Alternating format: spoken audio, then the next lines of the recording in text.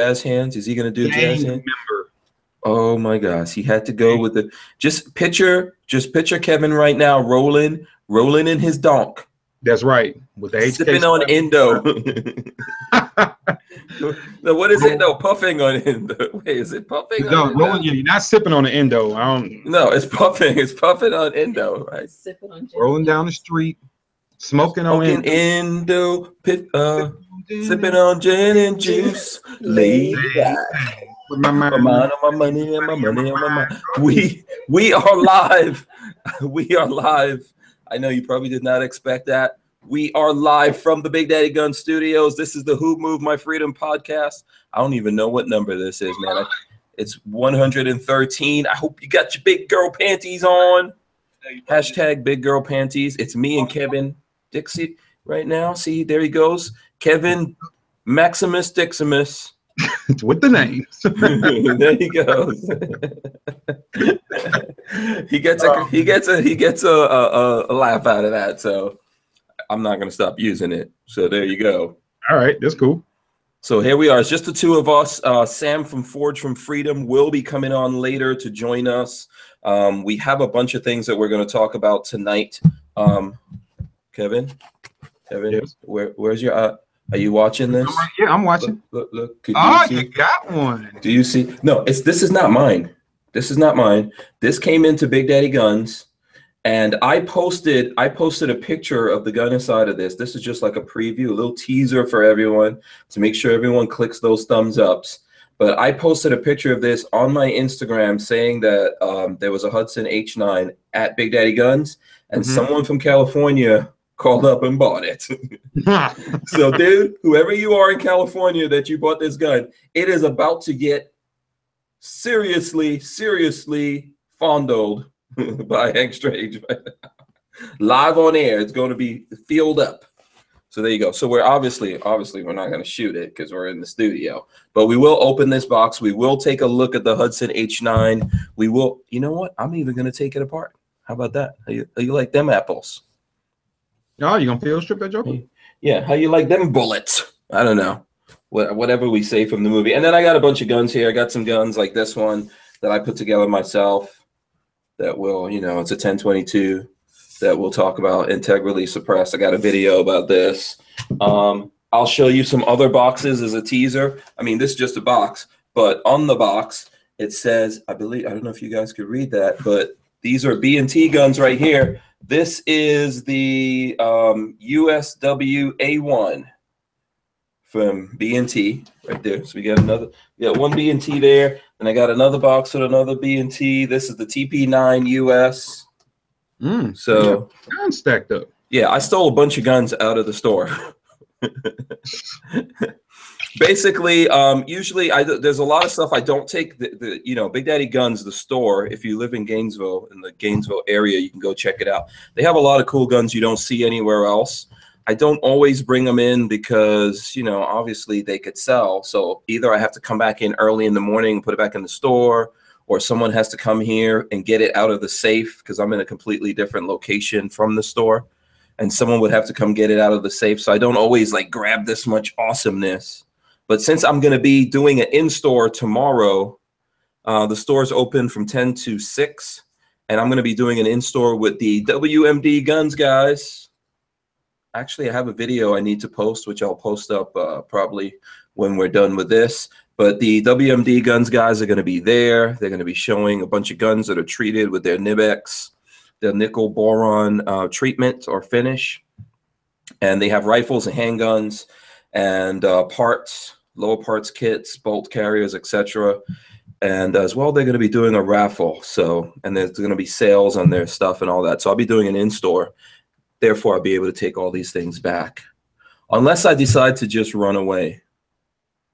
Don't run away. Just run away. I could just go on the run. I mean, don't do that. That's not a good idea.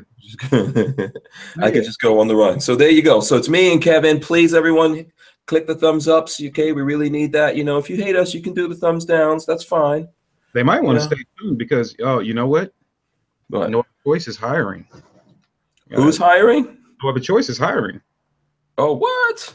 Yeah. Uh-oh. Job offer I want to put out there tonight.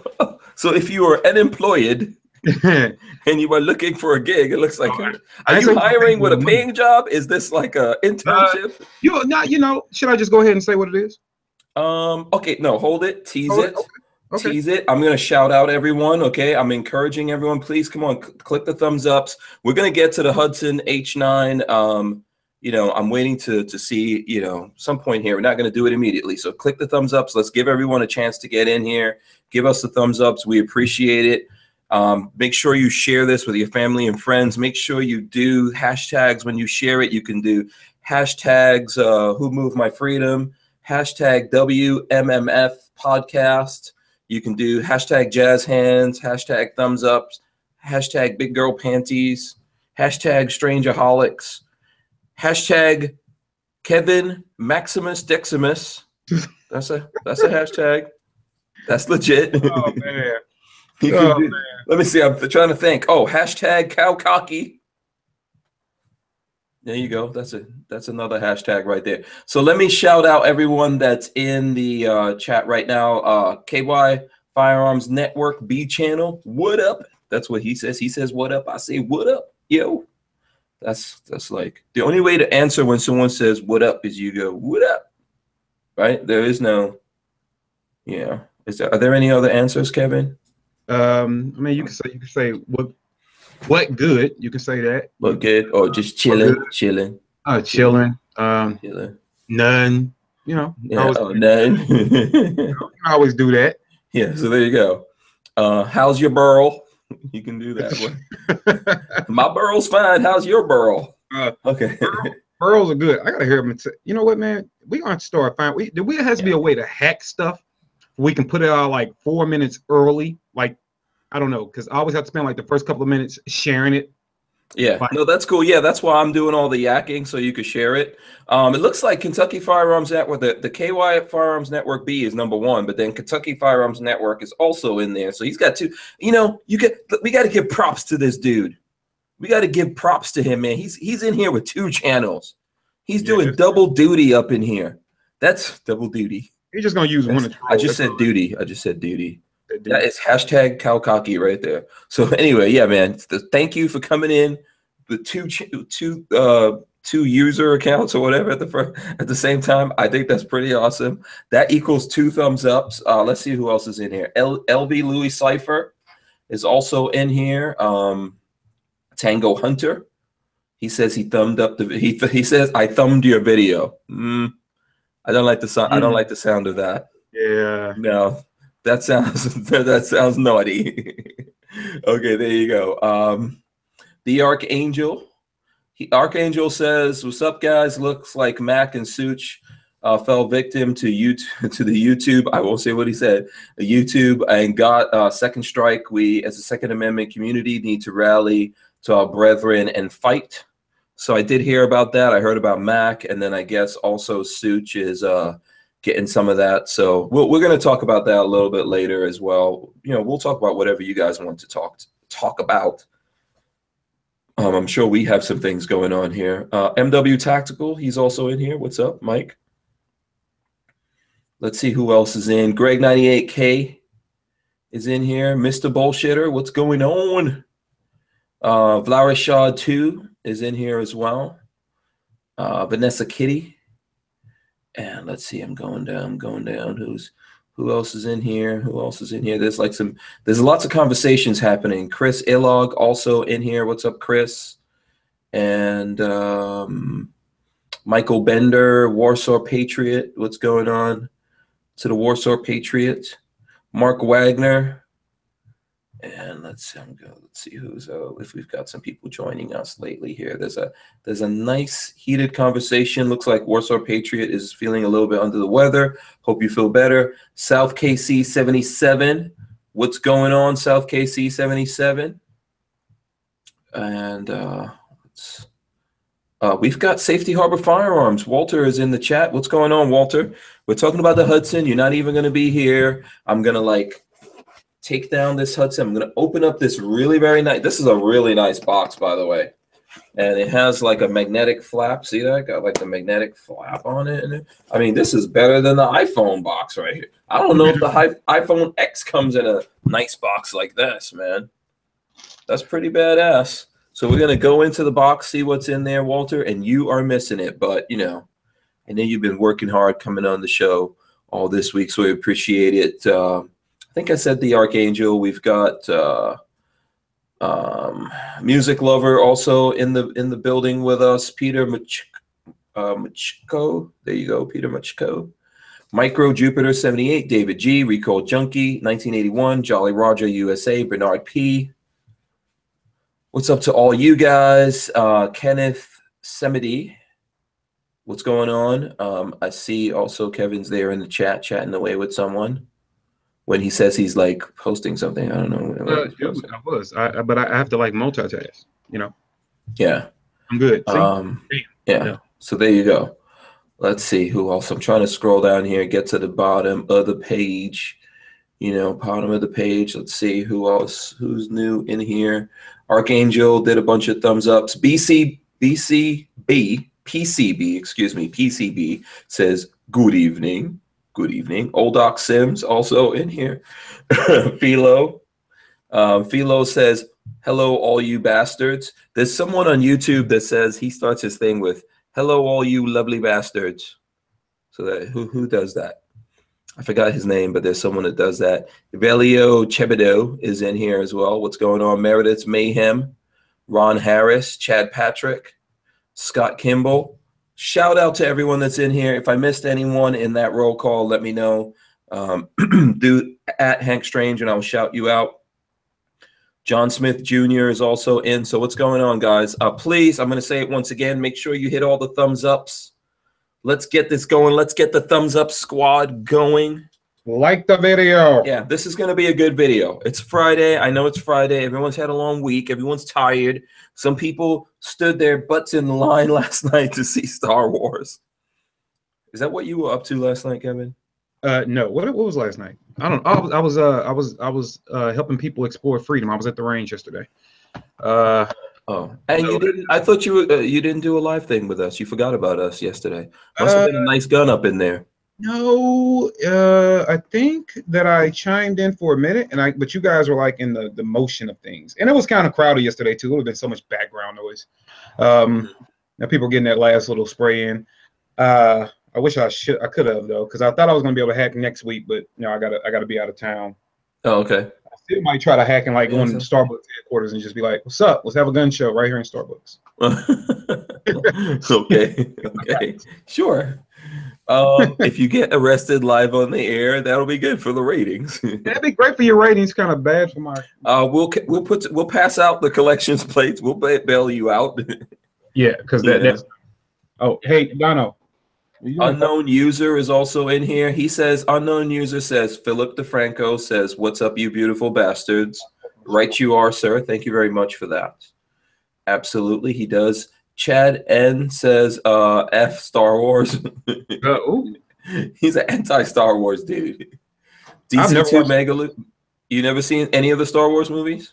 I've seen bits and pieces, but I've never sat and like watched an entire episode of Star Wars. I was because there's no donk spaceships. Is that man? They didn't hook them spaceships up. Ain't no beats on the ships, no rams on the ships, no spinners. Yeah, no. You got to do something to appeal to people, man. I wasn't into it. All I saw, I now one thing I did learn from that show is like for like years I called every person that I wanted to like joan with Ewok. Oh, I thought you were gonna say Lando Calrissian. Because eventually they got Lando. I don't know who that is. I don't know. You don't know who Lando Calrissian is? I don't know. Billy D. Williams. I know Billy D. is. Yeah, he's a player. Yeah. Well, he was in Star Wars. He was Lando Calrissian. So there you go. Just a little trivia. Williams next time, man. Huh? All you gotta do is say Billy D. See, I know Billy D. Williams is Lando Calrissian. I'm sorry. I grew up only partly in America. So when I came to America is around the time, actually Star Wars was before I even came to America. So, because I came here in '83. So I know him as Lando Calrissian. Yeah. I didn't know about the Colt 45 and all that nonsense. Man, you had to watch. I was always into Star Trek. Star Trek was just that was my stuff. That used to come 10 o'clock. Oh, you were into Star Trek, huh? That's even deeper communism. Star Trek. I like Star Trek too, but that was even more communism. But Star Trek had more hot chicks. Right? Okay. Well, when it was out, I was a little bit too young to pay attention to that kind of stuff. I just really like. At what age? Okay, let me ask you a question. At what age did you notice women's? At what age did you notice? I'm like, in person, I'm forever.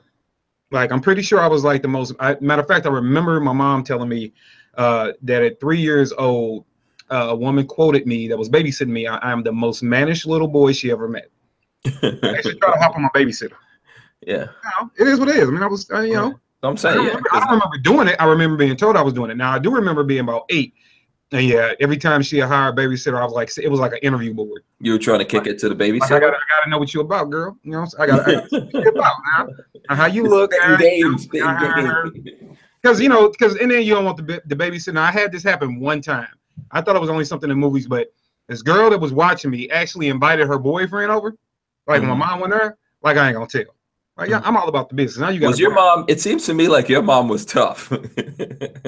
My mama didn't play. She was loving, very loving woman. She's one of the most sweet people you ever want to meet. But you know, you're raising a boy by yourself, and you know, I've been taller than her since I was 9. So you know, she had to. Oh, see, my mother was not sweet, and she beat my ass pretty much every single day. So there you go. But you know, I still love her. But you know, I could not categorize my mother as being sweet. My mother's a little old Indian lady who will beat your ass.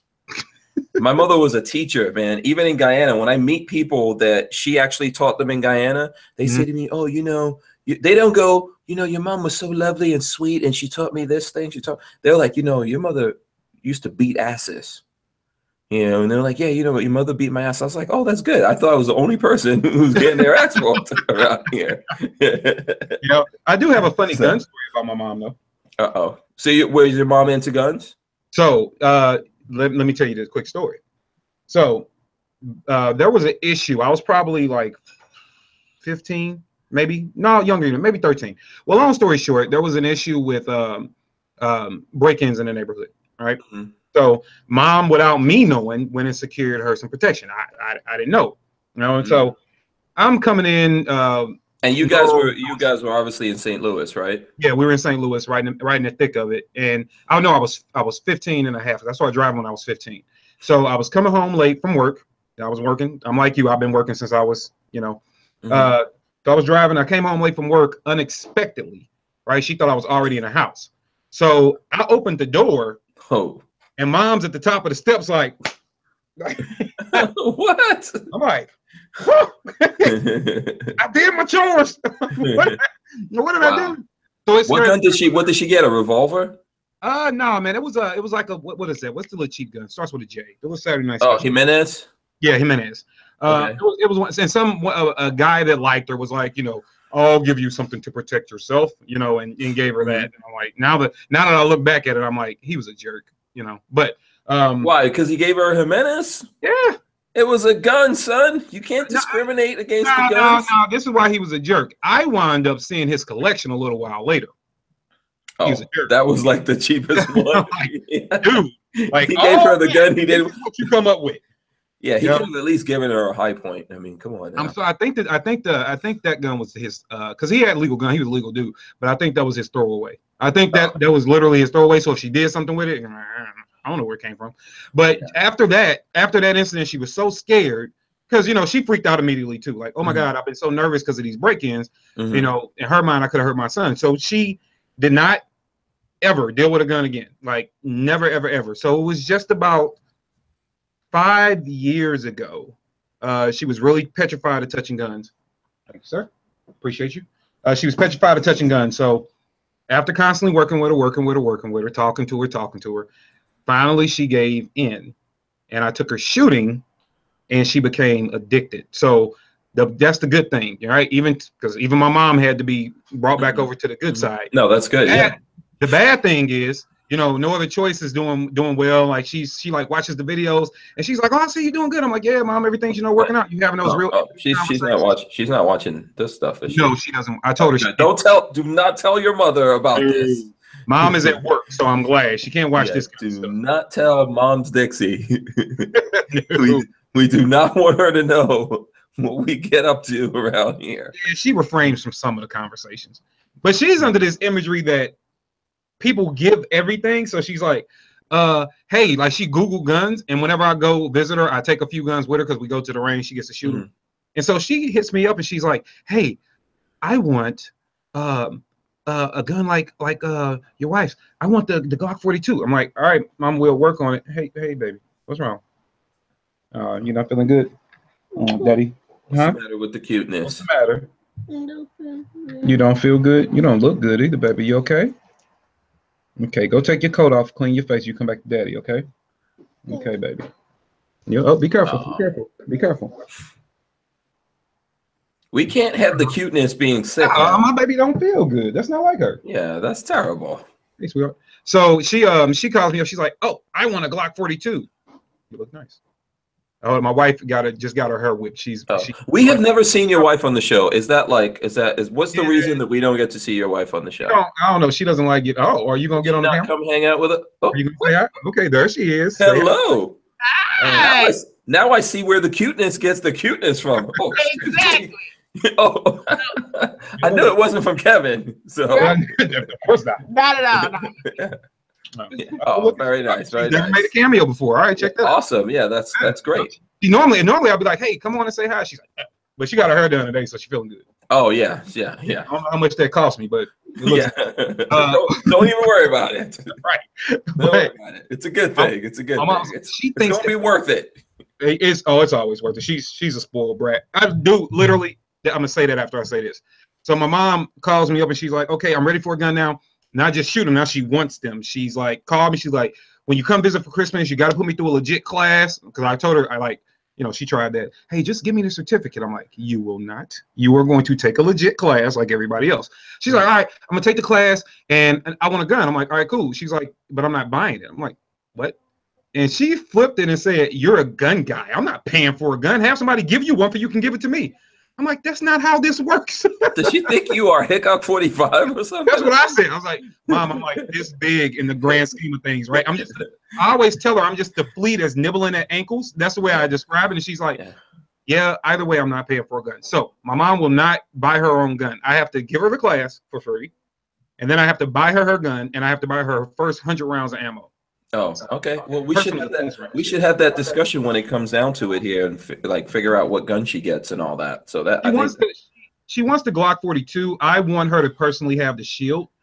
Or I was going to say at least a 43, but there's nothing wrong with the 380. And as a matter of fact, to me, it's one of the best 380s for protection, the 42. But for the cost, yeah. But Lola likes the Shield, so it's I mean, I prefer the 43. That's what I do, but Does she like the Shield? Does she like the safety version of the Shield? Is that what it is?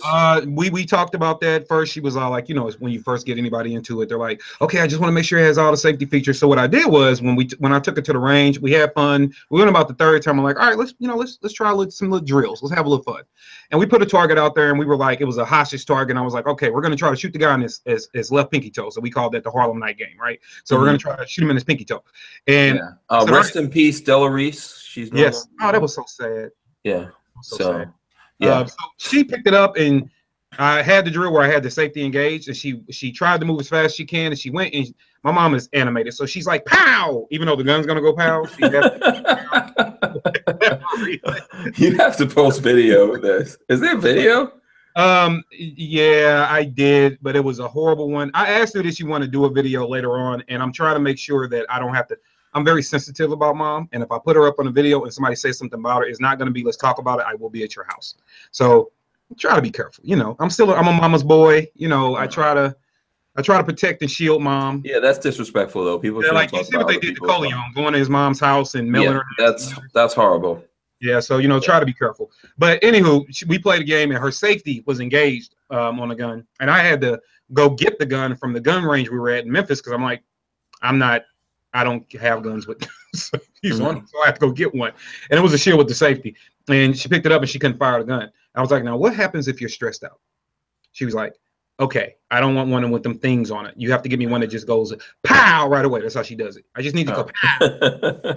So, Awesome. Well, she's making me buy her a gun because she thinks that people just give me things. So that's interesting. And but as far as that, I tell men all the time, it could be an argument, but my wife, I haven't seen literally, I don't think I have touched my bank card that goes directly tied into my monies and my payroll probably 2 years.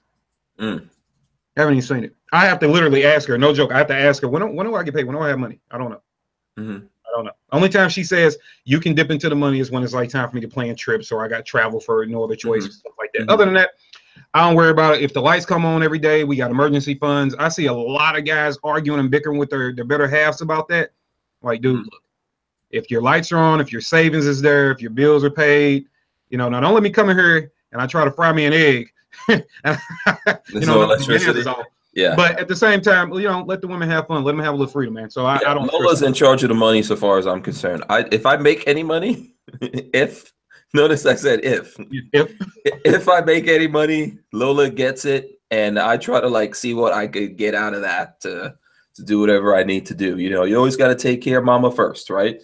Oh yeah. So that's how it goes. All right. So let me. There's a bunch of other people in here. I see Cody Phillips came in. He said, "Hey," from Fort Myers. And he gave us thumbs up. So we've got over 100 people in here. So we better have 100 thumbs ups going on right now. MW Tactical's in here. So he's in charge of how many thumbs ups we have. So let me know, MW Tactical, how many thumbs ups we have going on. I'm trying to see what else is going on here. So let's see what else we have. Gorillas and Guns is also in here. I don't know if I mentioned him. He might have come in here a little late. So shout out to everyone. If I really missed you, do something, say @HankStrange, shout me out or whatever it is, and I will do that. MW Tactical says we have 86 plus in here. So come on, dudes. We appreciate the 86, but let's get some more thumbs ups. Let's get it to 100. Let's get it to 100, and then the Hudson. It's coming out. Let's get it to 100 thumbs ups, and the Hudson will come out. We've got some other guns. Do you want to jump into some gun stuff? By the way, we have Sam from Forge from Freedom's coming on, and check this out. Check this out, Kevin. Got a look. Have you ever seen this one? I shoot people. Yeah, man, I saw that shirt actually. I shoot people. Does this guy look familiar right here? I feel like I look at him at least. Mohawk. They made the Mohawk kind of gray. It's not totally gray yet. Well, he looks a lot better in person. Yeah, and then it's a skull, and this is a brown skull, but I believe all our skulls are white underneath. But it's cool. I really like this one though. So yeah, that is cool. This is on Forge from Freedom. The I shoot people t-shirt with the camera. I shoot people with the camera. Okay, we don't want to get, we don't want to get all crazy out there. So please, guys, hit the thumbs ups. Let's get that going. Yeah, if we can talk about the Hudson, and we can talk about the hiring, and we can talk about all kind of stuff. Yeah, and I don't know what that is you're drinking. Michael Bender says Brownells has Anderson AR pistol for $349. Really? Okay, someone's gonna have to verify that. Lola. It's on the fan page. Oh, Lola says it's already on the Hank Strange fan page. She put a link up there. All right, let's go through this craziness again. I'll try to post it in there. Yeah. Okay. Yeah. Try to post it in here for the people who are watching here. And if you guys don't follow me and Kevin, I'm Hank Strange on pretty much everything. So, if you go on Facebook and search Hank Strange, you're going to see me. I have a personal and a fan page one up there. I think the personal has like a crazy Snapchat thing, which I probably need to change. Yes, you need to change. Take a picture of me and put it on the personal one right now. So what's your Facebook stuff, Kevin? To Facebook, the one I would like for guys and that I would like for everybody, and I humbly beg of you, is the KD of NOC. That's the new one. It's just been out a few days now. It's KD of NOC. If you could please go like that. And another thing, guys, when you click on those pages, if you go it's like just a couple of scrolls on your smartphone or even on your computer, you'll see a button that says invite your friends to like. Please click that thing and go through your friends list. If you could, please, just once every couple of days, and just invite people that are active and like to see stuff, or maybe they just need to be exposed to the better side of things, and just click it and invite them. If you guys do that, that will help out so much. And then it's also NOC Firearms training on Facebook. Same thing. You got a blue button with a little person on it that says invite friends to like. Please make sure you click that. That will help out a lot. And then if you're a grammar, Instagram is at NOC Firearms Training. And then on YouTube, it's NOC Firearms Channel. And all those things have options for you to invite people to like them. Like on YouTube, you can share. Instagram, you can share. Facebook, you can actually invite your friends to like. The buttons are important, guys. I know Hank understands this for years of doing this. I am really getting very sensitive about it lately. Like it is really good if you would just go click. It takes you, maybe take you 10, 15 seconds, but it can mean a world to us on this end of it. Yeah, absolutely. Help support our social media channels. And in turn, that helps us do stuff for you. I'm getting some serious echo in there. So, okay. Scamp 900 said he just got home from Academy. That's cool. Opt out of gun control. Wants to know if you got anything good at Academy. I'm assuming that's like Academy Sports. Zulu Shooter is also in here. Let's see. It looks like, Gerald Loafers gave us $5. Thank you very much, Gerald. We appreciate that, sir. There's no comment on it. Unknown user says we're at 97 thumbs ups. Okay, we're close. Come on. Thumbs up, people. Hit that thumbs up. Yeah, get it up. Get it rolling. While we're waiting to get it rolling, we can say Zulu and their group, Zulu Shooters Club. I'll be with them at the Range St. Louis West on Sunday. Kudos to them bringing in 20 new shooters. Oh, nice. Congratulations. Thumbs ups to you guys. Yeah. That's the awesome. work. Lola says she put a link in here. Where did you put the link, Lola? In the chat. In this chat window here? I didn't see it. No, in the chat with the people. Oh, yes. In the chat with the people? Okay, hold on. Let me see if it works. Oh, is that $329 for a whole pistol? Yeah. What was I just about to pay for a Lola? You guys may want to jump on that. It looks like, it works. Oh, that's an AR pistol for $349. What? Oh, Lola says it's $329. What, you have to use the code MEK? No, L9Q. I put it in there. Oh, the code. You have to use the code L9Q, and it's $329. You're saying, Lola? Yep. Wow. Okay, that's a good deal. AR pistol. Wow. All right. Awesome. Amazing. It does work. It does work. And Lola, you'll probably be putting that in the description for anyone who, who's hearing this later on. Obviously, if you're hearing it a lot later on when we put it up on iTunes, it's probably not going to be in effect, but there you go. And then, by the way, just so everyone knows, right now there's up to 100 episodes on iTunes, 100 episodes.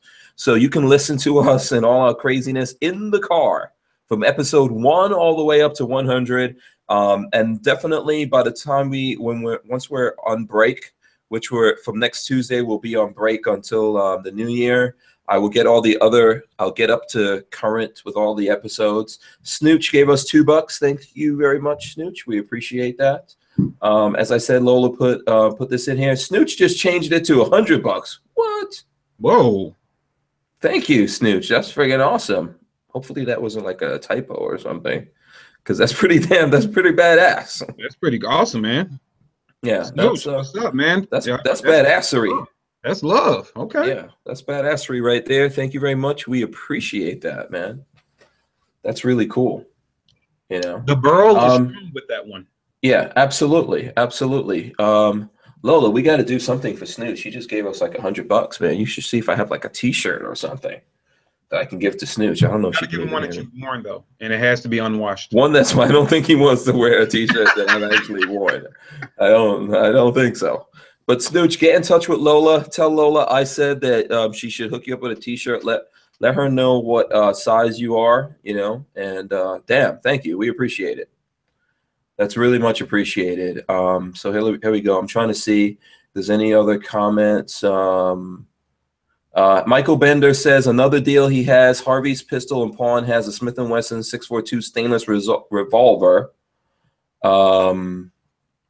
1 7/8 inches for $279, and they have a giveaway for Smith & Wesson 40 cal. That's interesting. Very cool. Walter said, "Damn, man, that's some serious jack." So yeah, I know, man. That's pretty cool. We appreciate that. So yeah, that's it's not all the time. Someone has done that for us before.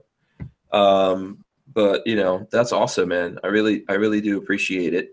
So It's always him. He's Yeah. So yeah, we gotta get him a t-shirt.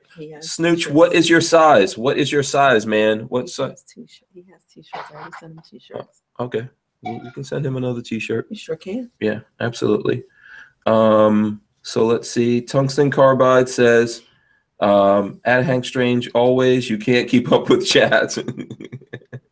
Yeah, I cannot keep up with the chat. It's crazy. Snooch says, Lola, I love you and Hank. Thank you. We love you also, and we appreciate, we appreciate it. So, and then I'm a Bad Ranch says, anyone got a deal on a Heritage Rough Rider 9-shot? That's a very yeah. Yeah. And Tango Hunter says he's a medium. I don't know. Does Tango Hunter know if it? Let's see. David Walters, new caliber review, 224 Valkyrie. Any plan on doing a review of the latest AR-15 Wildcat? You know what? Probably, if that happens, it's going to happen in next year, I think, after SHOT Show. I'm having a sense, right, Kevin? That's going to probably be like something hot at SHOT Show. Yeah, I'm pretty sure it'd be out of range. Yeah. And all that stuff. Yeah. So there you go. So yeah, Chris B says there's a lot of people to keep up with. Absolutely. Vanessa Kitty wants to know if I have my logo 3D printed. No, never done that. So and Ant These Nut says he wants nudes. Scamp 900 says sounds like Snooch is triple XL ballin'. So we don't know. We'll find out. Snooch, we're trying to find out. Well, Lola probably knows. Lola says she already knows what his size is. So he says he just got his audio back. So I guess he lost audio for a second. And Tango Hunter says, Kevin, I know it's Friday, but take it easy on that eggnog. What are you drinking? This is not eggnog. This is I drink coffee every night. Yeah, go ahead. Make up something. It's what? It is coffee. It is coffee. See, you heard. Oh, okay. I believe your son. I didn't believe you. Jeez, man. Is it coffee with some rum in there? No. I will get a thing of eggnog though. I always do, and I won't finish it.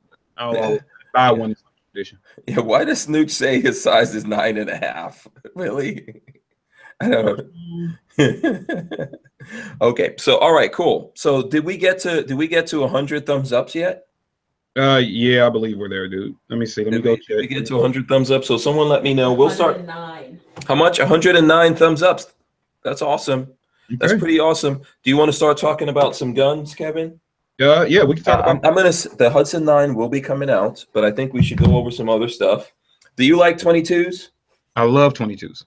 Okay, so I know you have some guns, so I'm going to give you a chance. I'll go first. Now you got a lot more than I do. Go ahead.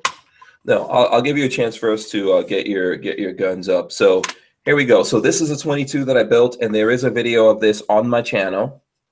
Don't ask me what the name of that video is because I cannot remember right now, but it is. If you probably search for 22 on the channel, you'll find it. And basically, it's a Tactical Innovations 1022 receiver that's dropped into this Old Fort Arms Arrowhead stock. That's what you see here. And it actually has like Hank Strange. They etched Hank Strange into it for me. Mm-hmm. And so Old Fort Arms makes this Arrowhead, and you can drop in your 10. So if you have a 1022, you can drop the receiver into this, and then you could put on any stock you want, and same thing with any pistol grip. So this has an AR style pistol grip, as well as it has the folding.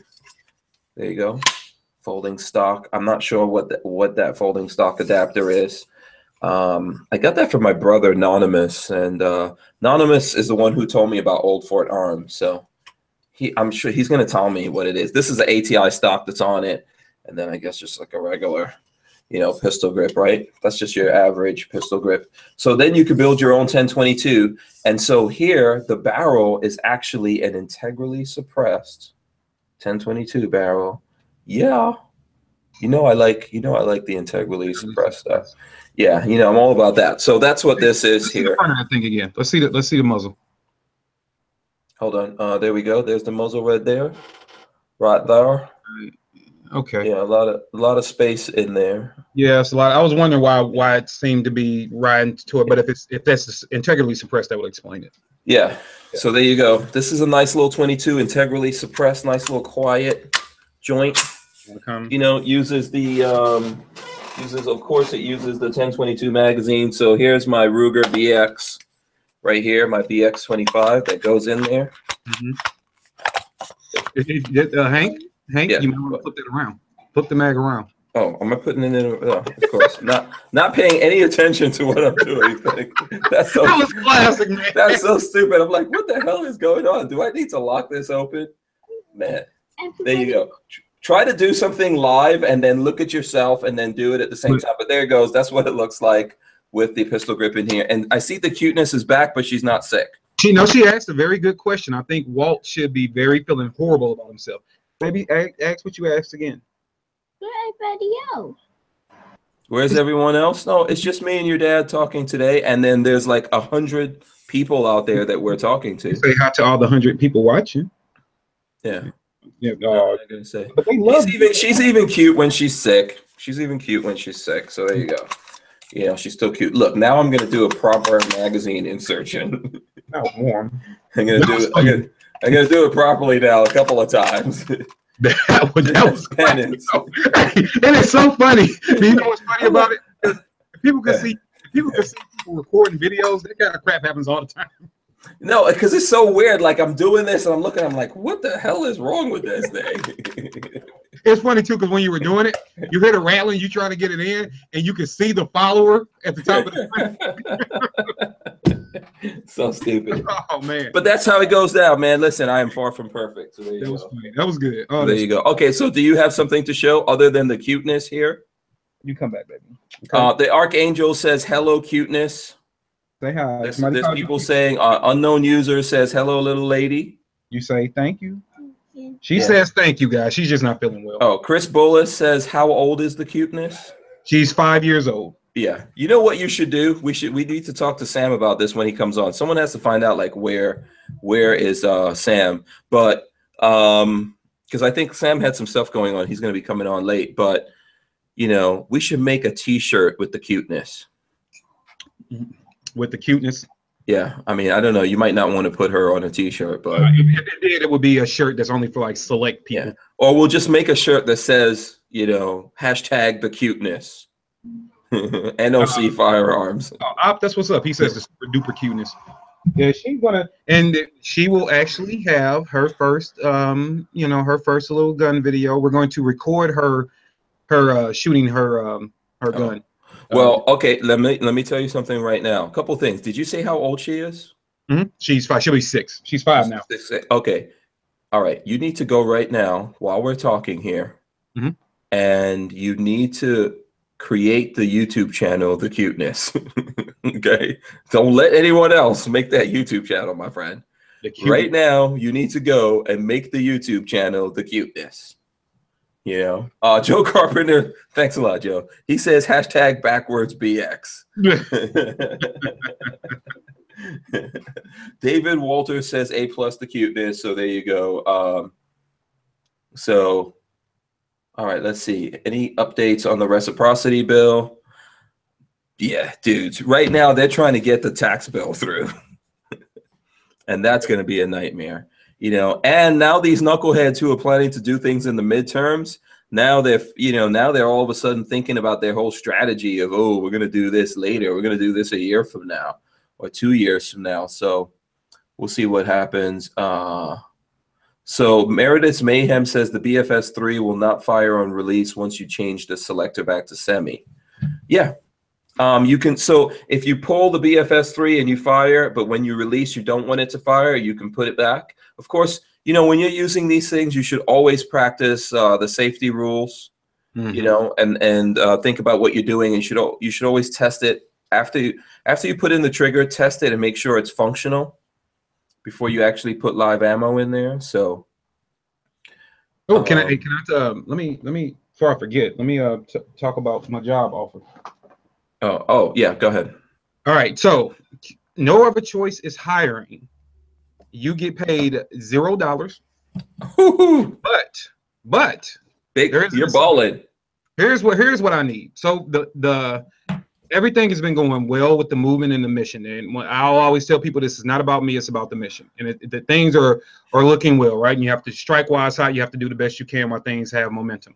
So that being said, I have help here and there, but this is kind of a one-man show. And I understand we've all been there and blah, blah, blah. But I need a little help. And so what I need help with that can be done from anywhere really is social media management. But that's going to come with some responsibilities. So somebody has to understand how to actually run it, be willing to listen. And I need to climb every platform up before the middle of next year to at least 7 to 10,000 per platform. It just has to. I know it's doable because I've seen people do it. Now I don't want to do the whole buying robots and all that crap. I don't believe in that stuff. But if somebody can help do that, especially with 1 or 2 platforms, Twitter, Facebook, whatever, we can talk about the platforms. But it has to be a couple of them at least. What I'm willing to do, if you can produce the results, if the results can be positive, here and there we can send a treat. If certain companies send things, you can be a part of that as part of the crew.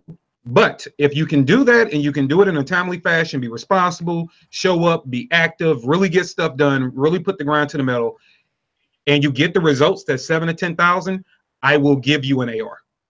Oh, okay. And that will be the payment. So it's risky, wow, but that will be the payment. So if anybody is serious, if you have the skills, you understand how social media works, because it's more than just putting up a post and walking away. It kind of a lot goes into it. So if you have some of the decent skills, you're not afraid to really get out there and hustle and pump it. You have a great sense, you know how to listen, because it is an imagery and a brand that I'm doing. So it has to be done a certain way. If you're willing to do all that and you're willing to help and you're willing to get out there and hustle, yeah, you'll get a couple of hookups. I will give you an AR. Now, if you were serious this is about on what platform they need to get you for that? I am thinking I really got to get some help with a Facebook. If I can probably get somebody to just do Facebook, then I can probably do Instagram. But I really want somebody that's kind of well-rounded, or at least an expert at one of them. And whatever your skill set is, if it benefits me, then let's do business. But if you're serious about it, you shoot me an email at I'm going to give the old email to funnel these through. NOC, so for no other choice, ccw@gmail.com. That's NOCCCW@gmail.com. What I am playing around with, if that person comes in and really busts butt and really helps out, financially, you're on your own. I want to make that clear.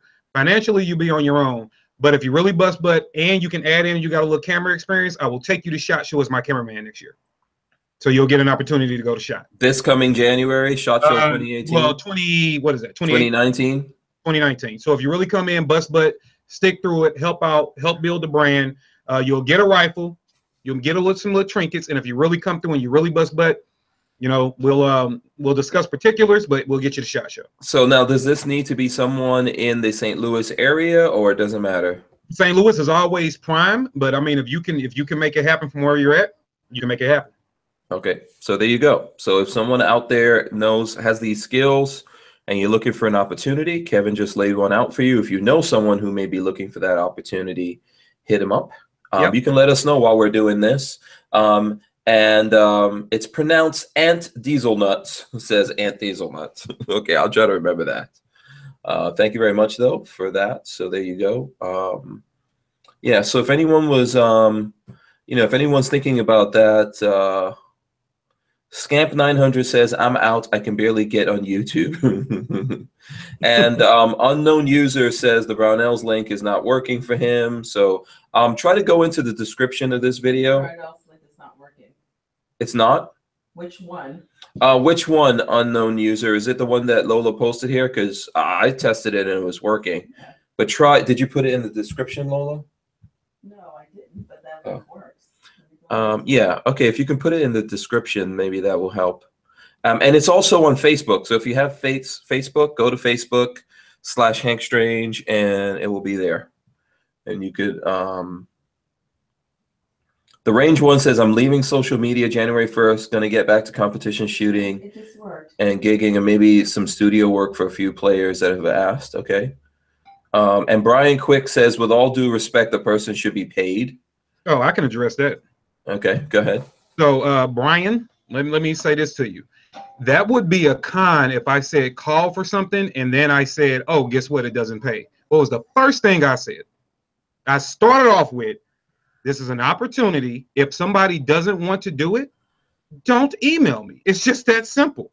This is not something where I'm going out making money. If you don't know anything about me, everything I get from gun companies, every dime I make from training opportunities, everything I get from going to speak, 100% of that goes right back into helping other people. 100% of it. So I'm not in a position to pay someone. What I am in a position to do is get you access to things like guns, SHOT Show, cool things behind the scenes, traveling, meeting people you haven't met before, all those different opportunities. However, if you need finances, don't email me because unfortunately I don't have the finances to give you. Hence, I started off with, I don't have any money to give you because I am a charity. I do a lot for people. If I was banking money, then I would be banking money, staying at home and doing everything myself. That's not the case. If somebody wants to help with the mission and you want to do a good thing, you want to help build the social media, you want to help get the word out, yes, I will hook you up with what I can. It is not money. So, Brian, with all due respect, with any job that you apply for, read the description. If it doesn't fit you, don't worry about it. Period. You know, don't worry about it. I don't take it personal if somebody says they can't. This social media thing, these running these channels, the trying to do events and trying to do giveaways, like when Hank just gave away that 308, that stuff requires a ton of effort that is unappreciated. It requires a ton of effort. When the camera's on, you're on the phone. When you're not on the phone, you're doing emails. When you're not in emails, you're in meetings. You're having to coach personalities, work with people. Make sure. Oh, absolutely. And everyone that does something for you, it's implied that, you know, obviously you do something back for them because that's only fair. It's only fair. So you when know, they're doing says, something for you, you do something back for them. So, you know, you pay for everything. I don't think anything is free. And obviously, you know, we have it's been going on in society for a long time that people can be interns and things like that and do things. But, you know, I understand it. My back hurts says he works for peanuts and ARs.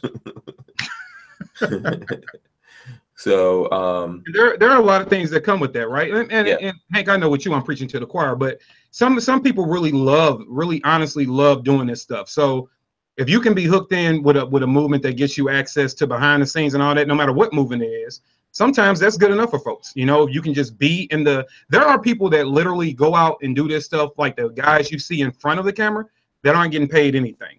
So I don't think it's a horrible idea to be like, hey, dude, I can hook you up with a couple of guns. I can get you discounts. You can get all the great deals I get if I pick up a sponsor or sending you holsters or whatever. To me, that's not a bad deal. And that's, believe it or not, a lot of the channels you see, the people helping them aren't getting paid. You know, but they hook them up with what we can. Hey, man, you're at the range with us. You get to go to these shows because I'm not getting paid. You know what I'm saying? Yeah. You're doing it for the love. You're doing it for the love. So I don't take offense if a guy says, hey, Kev, you're cool, but that's not for me. Hey, dude, we're still friends. We still rock out. It's not for you. I totally get it because there are plenty of people that cut on these channels and will rock them for like a year and be like, you know what, man, this isn't for me. I'm out. And they shut down channels altogether. So I get it. Yeah. Couple things here. So Michael Bender says, being retired, I would love to help Kevin, but I'm as computer savvy as Hillary is honest. Enough said. There you go. He's appreciated anyway. Yeah. KY Firearms said Facebook is very rough to build without spending money. Got to boost posts to grow. That's, you know, it's very difficult. Like we don't, you know, I think every now and then we might do something like that if we really feel like, hey, let's see if we can get other people to listen into it. We don't do it. We grow. And if you're going to grow naturally, organically, it's going to take a while.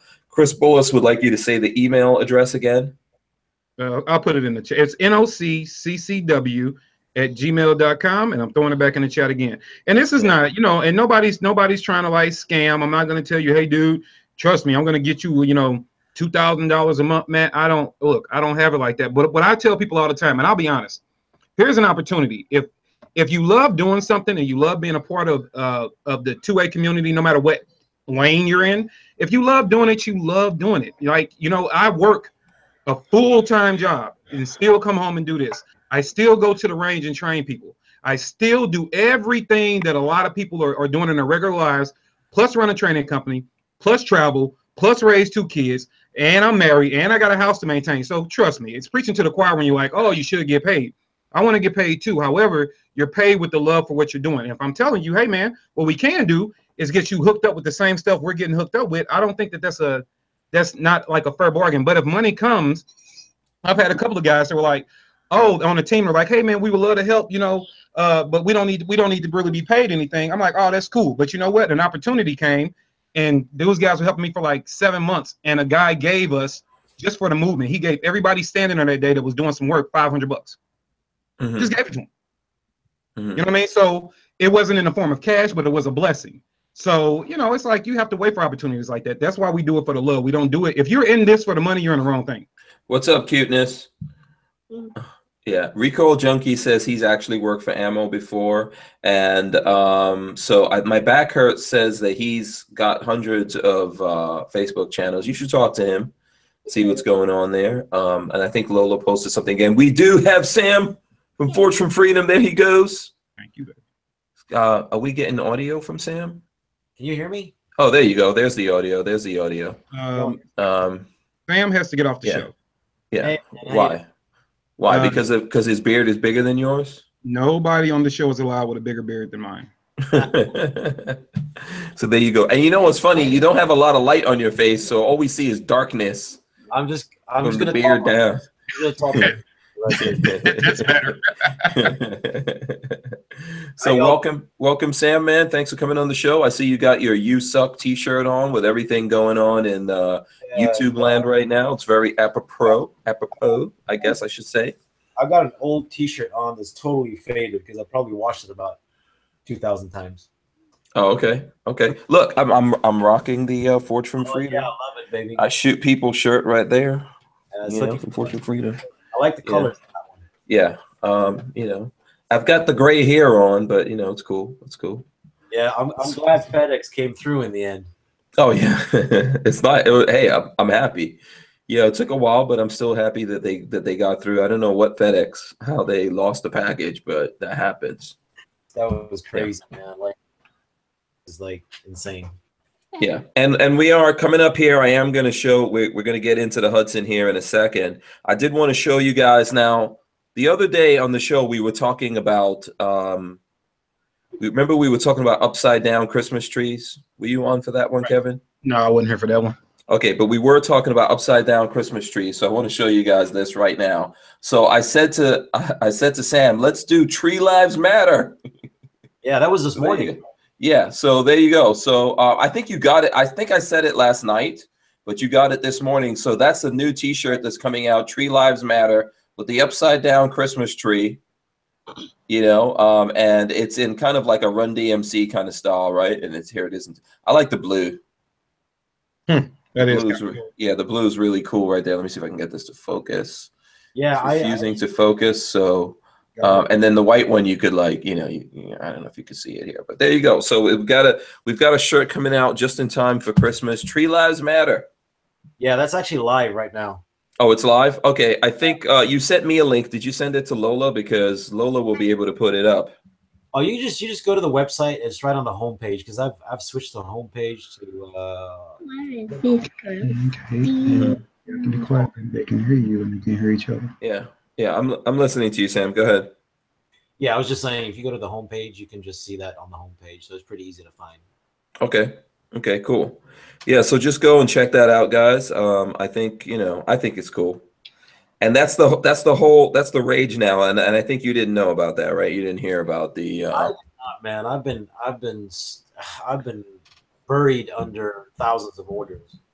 I mean, literally thousands of orders. Yeah, and you also don't you have like the 12 days of Christmas going on? What day of Christmas are we on right now? We've actually reached with today's T-shirt.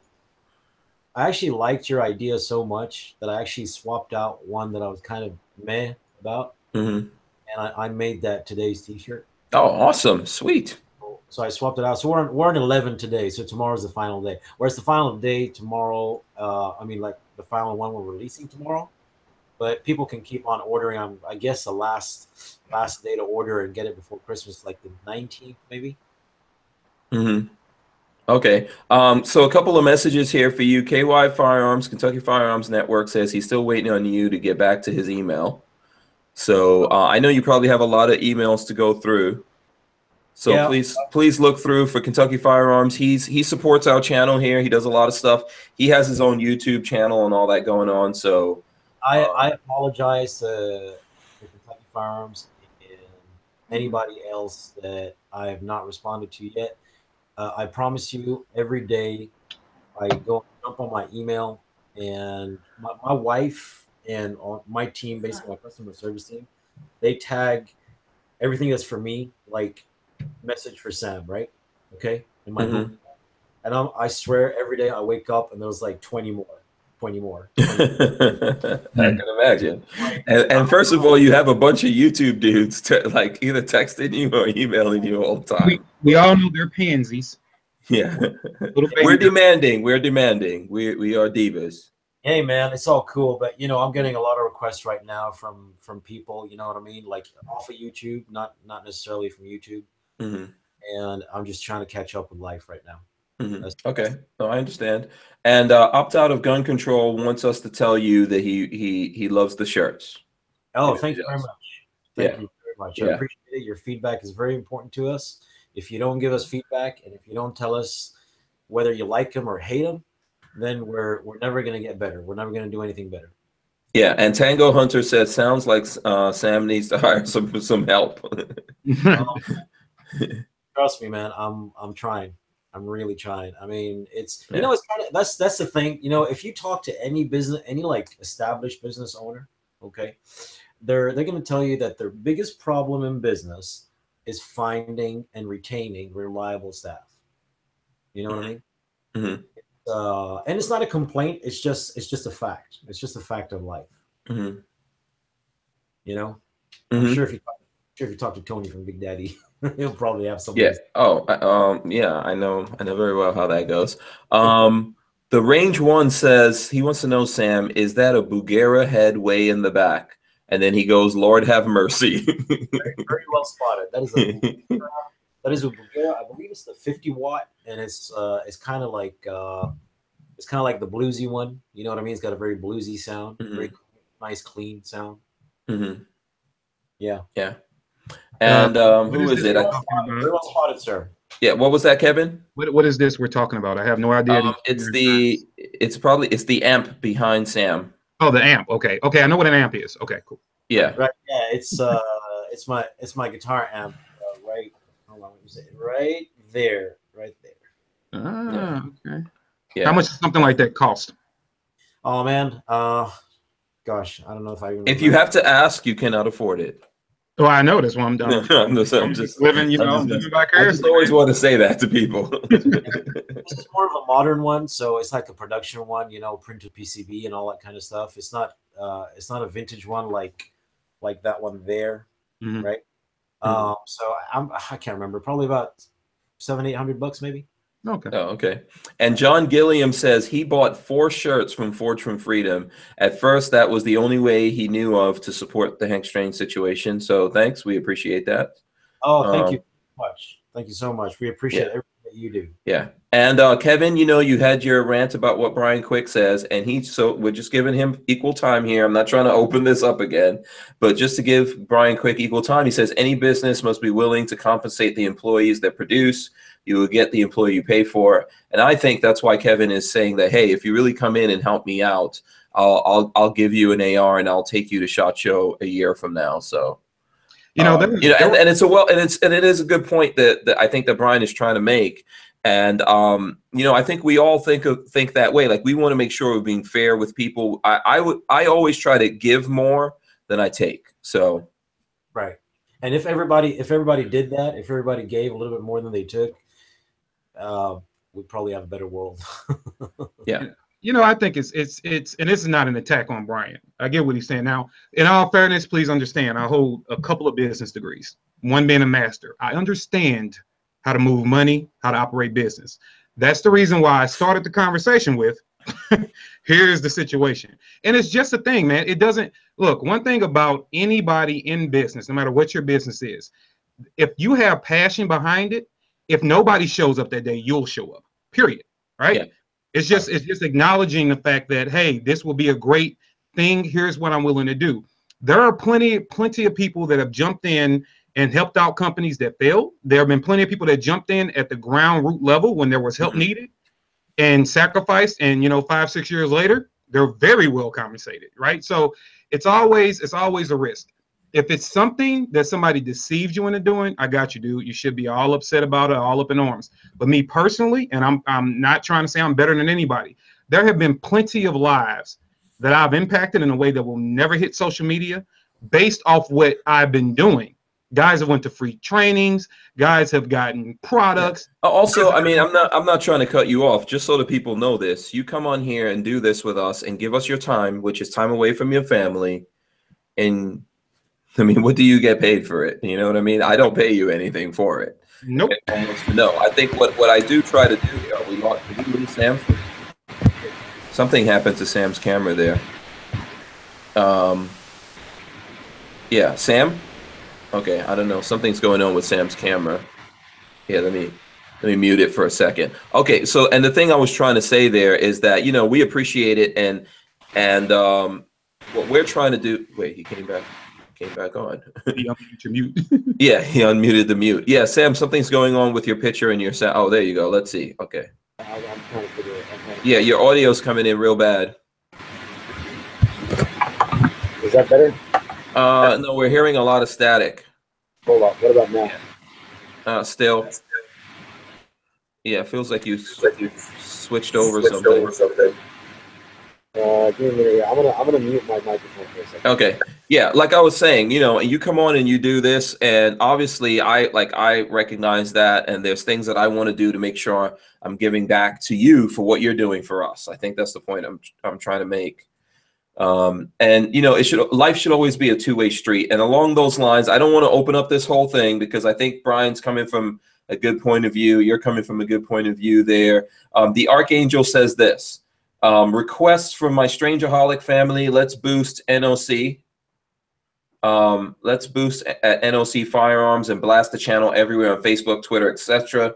KD is a good sport and a kind-hearted person who supports the Second Amendment community. So I definitely endorse that. So anything that you guys could do, as Kevin said before, like if you can go on his Facebook, on his Instagram, if you can go on the YouTube channel and follow and all that kind of stuff. Or you can even do the Patreon. That's at Patreon / NOC Firearms. And do you know something else? And what I would encourage anybody to do, and I'm not saying Brian's like off kilter. I'm not necessarily disagreeing with him. I'm just explaining my position. But what I will say is go watch the video that I just did on the Noir Show and watch what happened there. I'm not your typical, and I'm not saying anything against anybody else. I am not a guy out here that's out for fame. I'm not your typical YouTube dude. I am a firearms trainer that has a mission. So I use what I have to build bridges and communities. So I'm not the atypical kind of guy that's like, I want to be Mac or I want to be Hickok. I mean, that's cool to get that kind of notoriety. Don't get me wrong, But at the same time, like, look, man, I come on here because I like interacting with you and I love the people. And then when I'm out doing, my thing in my lane, that's all done for passion. That's not really done from an aspect of, hey, I'm trying to get rich off of this. Because let's be honest, Hank, and I think, man, you talked about this before. Honestly, if I stopped doing this, I would have more money. Yeah. Absolutely. I would. Yeah. So but this is also, that doesn't mean, I think that I get a lot out of doing this. I get a lot out of the people out there who appreciate everything that we do. Definitely the people who watch this, the people who comment and do all that kind of stuff. I get a lot out of it and I know you guys appreciate it. So read what Truett49 says, because that is awesome. Yeah, okay, I will. John Gilliam says you'll be getting the shirt that I'm wearing, and Truant49 says Kevin is looking for a volunteer, not an employee. So, and there you go. And someone said that the NSA got Sam. I think that was Brady, the one and only, said the NSA got Sam. So there we go. We're going to try to get Sam all worked out and back on. Bragmo says NOC Firearms is needing an intern, loads of potential. So there you go. And yeah, tonight is a night off for Walter, for anyone who's wondering. Walter's been here all week. Same thing. Walter's the same thing. He like actually supports my channel, you know, financially, which I disclose to everyone that Safety Harbor, as well as some other people, help support us. And then on top of that, Walter works all day and then comes on. And he's been on like every day this week except this one. So I was like, you know, it's not cool to like, you know, make him come, you know, do all of that. So the Hudson's coming up. Sam, are you back? Am I back? Yep, you're back. We can hear you. All right, give me a second here. Okay. I think I think my Thunderbolt on my MacBook is just kind of broken. Oh. Okay. All right. Take your time there. You know what? Let's get to the Hudson. How about that? What do you think about that, Kevin? Let's do it. Let's get to the Hudson. So before we get in here, Kevin, any comments on this? Have you shot this? Did you? I have not shot it. I have played with it a couple of times. I think Cy and Mike over there are really good dudes. I talked to them. I interviewed them last year at SHOT Show. Talked about it. It is a very interesting gun. Did you see the progress of it? Did you see that little case? Yes. Yeah. I actually, there's a video actually this January, the beginning of this year, we're almost at SHOT Show again. So last SHOT Show, I went to the Hudson booth at SHOT Show and I did a video from there. You guys should check it out. It's actually one of the biggest videos that we put up from SHOT Show last year. I think it has like somewhere between 48,000 and 50,000 views, which is, you know, for me, a big deal for the channel. And yes, we did. We saw the progression there. We have a conversation with Cy. I took a look at the gun, also shot the gun. So that was more than a year ago. And I'm just going to go through it right now. So I'm going to do this whole section. And the reason why I'm doing it like this is so that we can like cut this out and put this as a standalone section later on. So the folks who want to see it, this gun has, I think, been out for about a month. They said back at SHOT Show it would be out by the middle of the year, like, you know, June-ish. But I think it came out in the end of October. Yeah. Somewhere like that, October, November, right? Yeah, there's a huge delay on that thing. Yeah, okay, we still got some audio problems with you, Sam. So, okay, let's open it up. So it's got a magnetic thing. You open it up like that, and literally inside, look at that. That is like that. Yeah, that is deep. That's in there deep. Yeah, that's so beautiful. That's so nice. Gorgeous. Yeah, so I'm gonna lock it on here for a second so you guys can see. So we're literally gonna take this out of here right now, and it's really deep. Like I'm gonna take it out. Look at how deep that is. Oh yeah. Inside the box. So here's the gun. As it comes, you know, this is what the gun looks like right here. This is one side. Here's the other side of the gun. This is the top of the gun. This is it from the bottom, you know, muzzling myself. There you go. You know, and of course we're going to make sure it's safe, which I should have probably done first, but I have safety checked this 1,000 times before I did it. I believe this comes with 3 magazines. So here's one of those magazines. I'm going to take it out right now. So this is pretty much what it looks like right there, you know, and for anyone who wants to see what the sight picture, I'm going to try to do this. There you go. Ah, blacked out rear. Okay. I think that's a Trijicon kind of thing up there. They got the U-notch blacked out with the Trijicon on top. Okay, so those are the Trijicon HDs. Okay, that's a good one. Yeah, I think so. So all metal, all steel gun, or mostly steel gun. And this has what is it? Is it VZ grips? Who does these grips? I should know who it is, but the grips are removable. But this is like a known name that makes grips. Don't take my word for it that it's VZ grips, but it's one of the major grip making companies. And I know I'm probably getting that wrong. You know, it's got a nice back strap here. There is no like back strap safety. This is kind of like a modernized 1911. It's 9mm, of course. What I forgot the capacity on it. Hank, what's the round? I believe it's 15 plus 1. Okay. Here's the magazine. Here's one magazine. You know, we can go in here. If you guys need to see anything close up, you know, someone's asking where's the switch. So I don't know if you mean the safety. There's no, well, there is a safety on here. It's in the trigger. So there's a trigger safety in here. So this is like a 1911 style trigger in there. But if you look closely, you can see that there's a safety involved right there. So first you have to depress that safety, and then you can pull the trigger. Yeah, that's pretty stout. Hey, roll it to the other side. Roll it over to the other side. Here's the reset. Yeah, So reset. What do you want to see? This side here? Oh, this side, yeah. Is this sucker? Is this thing? Is ambi? Yes, it's ambi. I didn't remember. Yeah, it's ambi. So okay, so that I thought I was missing something. Yeah. Okay, that's awesome. Absolutely, it's ambi. And you know, it's got the recoil spring down here. Mm-hmm. See, this is where the recoil spring goes. This is actually the takedown lever over here. I am going to take this gun down and show you guys that. So here's the takedown lever. And yes, it's ambi, so you can lock it back from either side. Like I just locked it back from my side, and you can pull it back. And like I said, trying to do this, you know, do it on camera live and everything, not necessarily so easy, but you know, we're trying to be professional. So you can lock it back or release it from both sides. There you go. You can swap these grips out if you want to, but they're very nice grips. Let's see if we can get in. Is this I need to find out like exactly what these grips are. If someone out there, yeah, Joe Carpenter says VZ G10 grips. I mean, they're really nice grips. And here's the back strap so that you guys can see that. What's going on, Lola? Oh, I'll just come and hold the camera. Oh no, I got it. I'm good. I'm good. So there you go. There's the magazine well. It looks like you can do a hook over loop in here. I'm just seeing that now. Looks like you can your accessory rail. You can put something on there.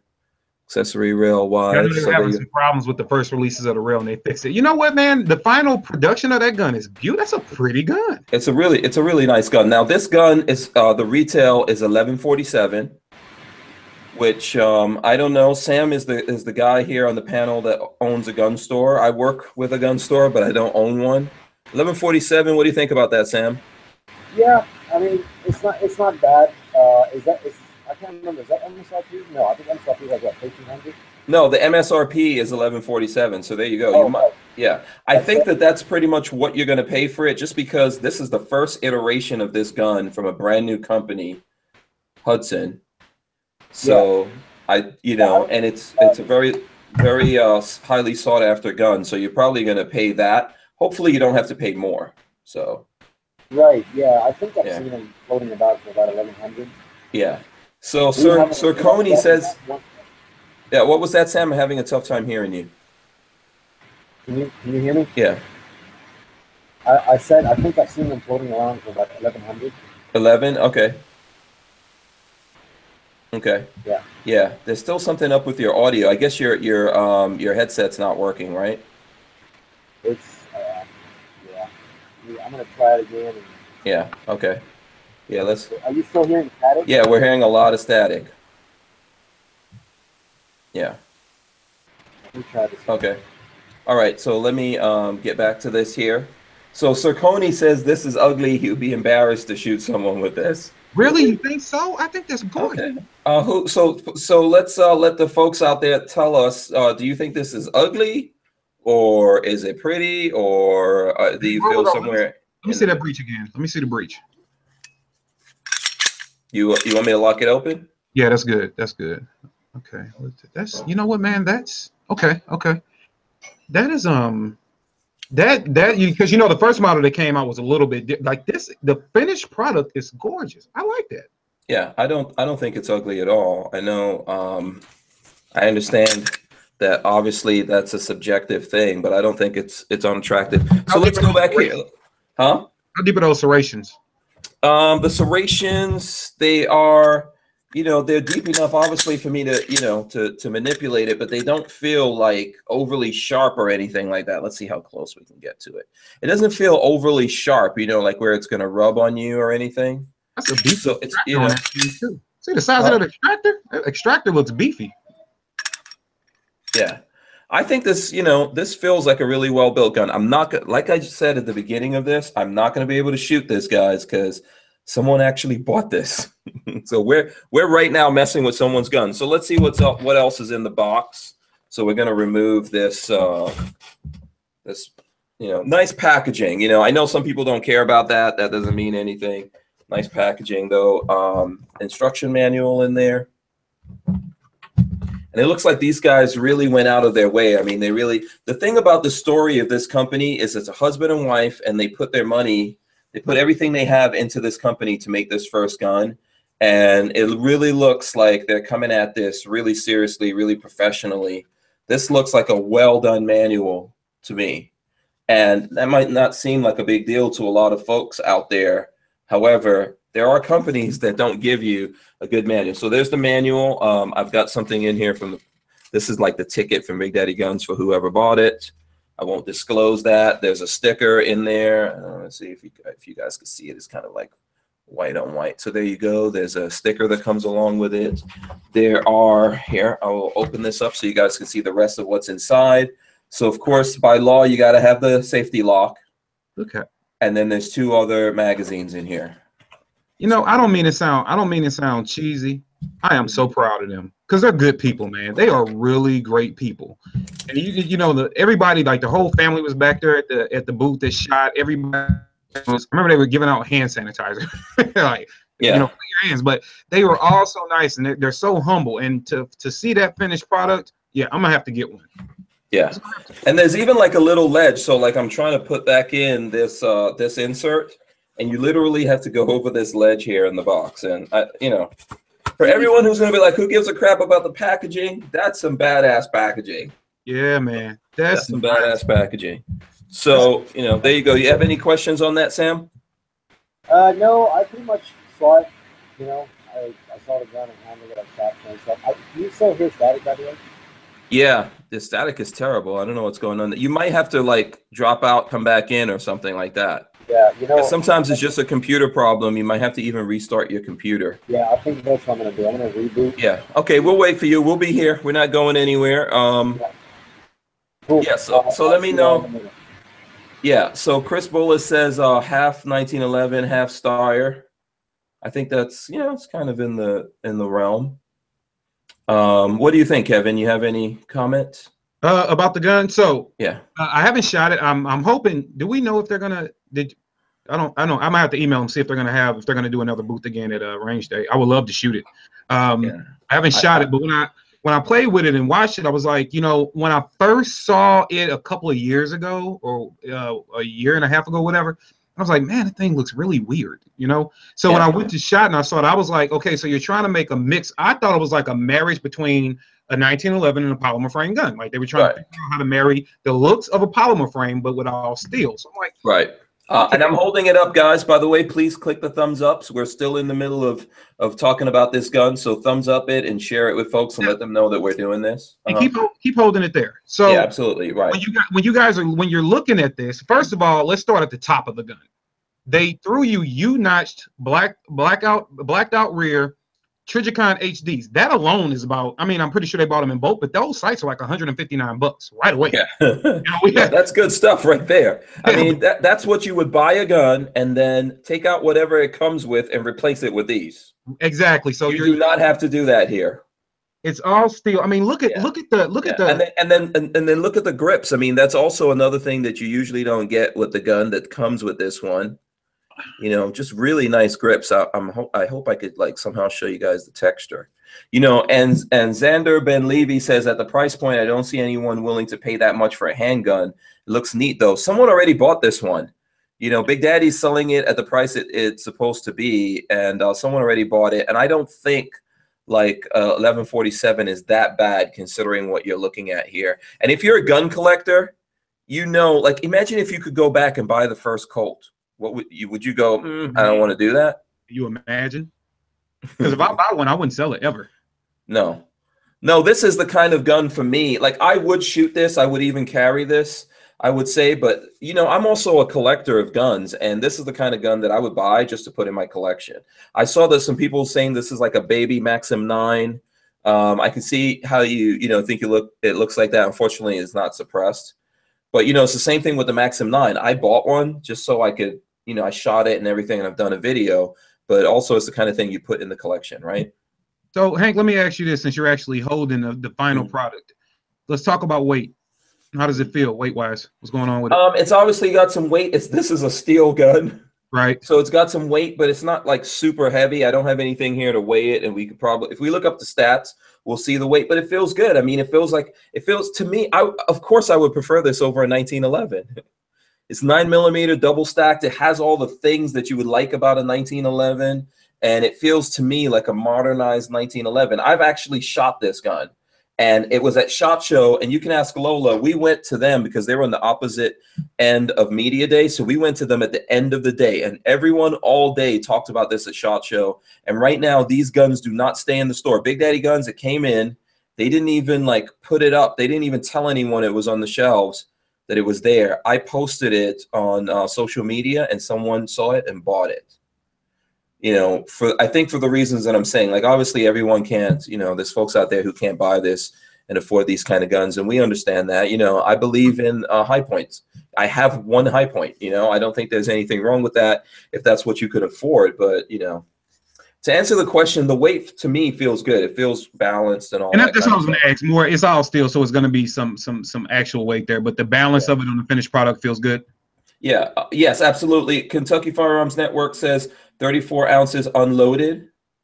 That's not bad. Yeah. A Recoil Junkie says hashtag Hudson H40. I would not want that in the floor. Yeah. So Brian Quick says to spend $1,200, you have to ask yourself what you're buying it for. I see it as a safe, clean, or range toy. But you know, I think that you could carry this and defend yourself if you're ready to, like, you know, obviously it's gonna have a little bit of girth, a little bit of weight to it, you know, if you're concerned about weight, if you don't want to be pants on the ground. But it's not, I'm not saying it's a heavy gun, but you're gonna, you know, depends on what you want to do. The only handicap I can see with it is when you start, if you add is that a 1913 rail at the bottom of that guy? But when you add yeah, I'm pretty sure that's standard. Probably take standard. Yeah, because I know they're having a problem with the first rail on it, but I'm pretty sure you can throw your typical Enforce or whatever on that guy. Yeah. So I guess see how positive the drop is. Okay, it's got a positive magazine drop. You add a light to that thing, it's really going to be thick. Yeah. But I don't know. You know what?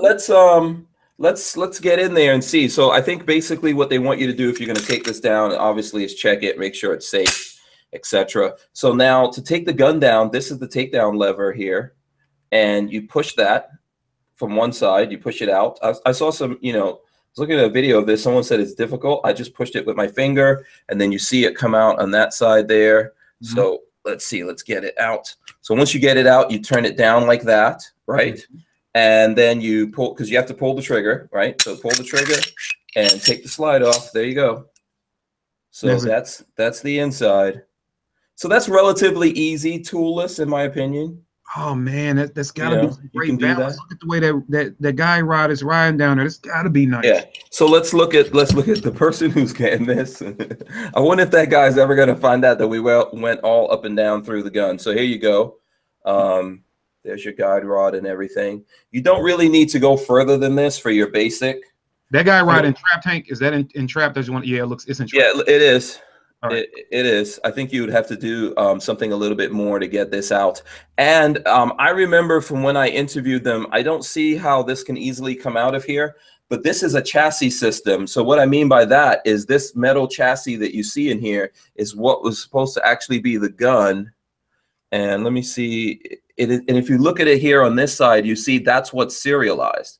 So it's metal here, and that all goes in and even comes around on the other side. And so it's a chassis that's sitting in this gun, and that's the serialized thing.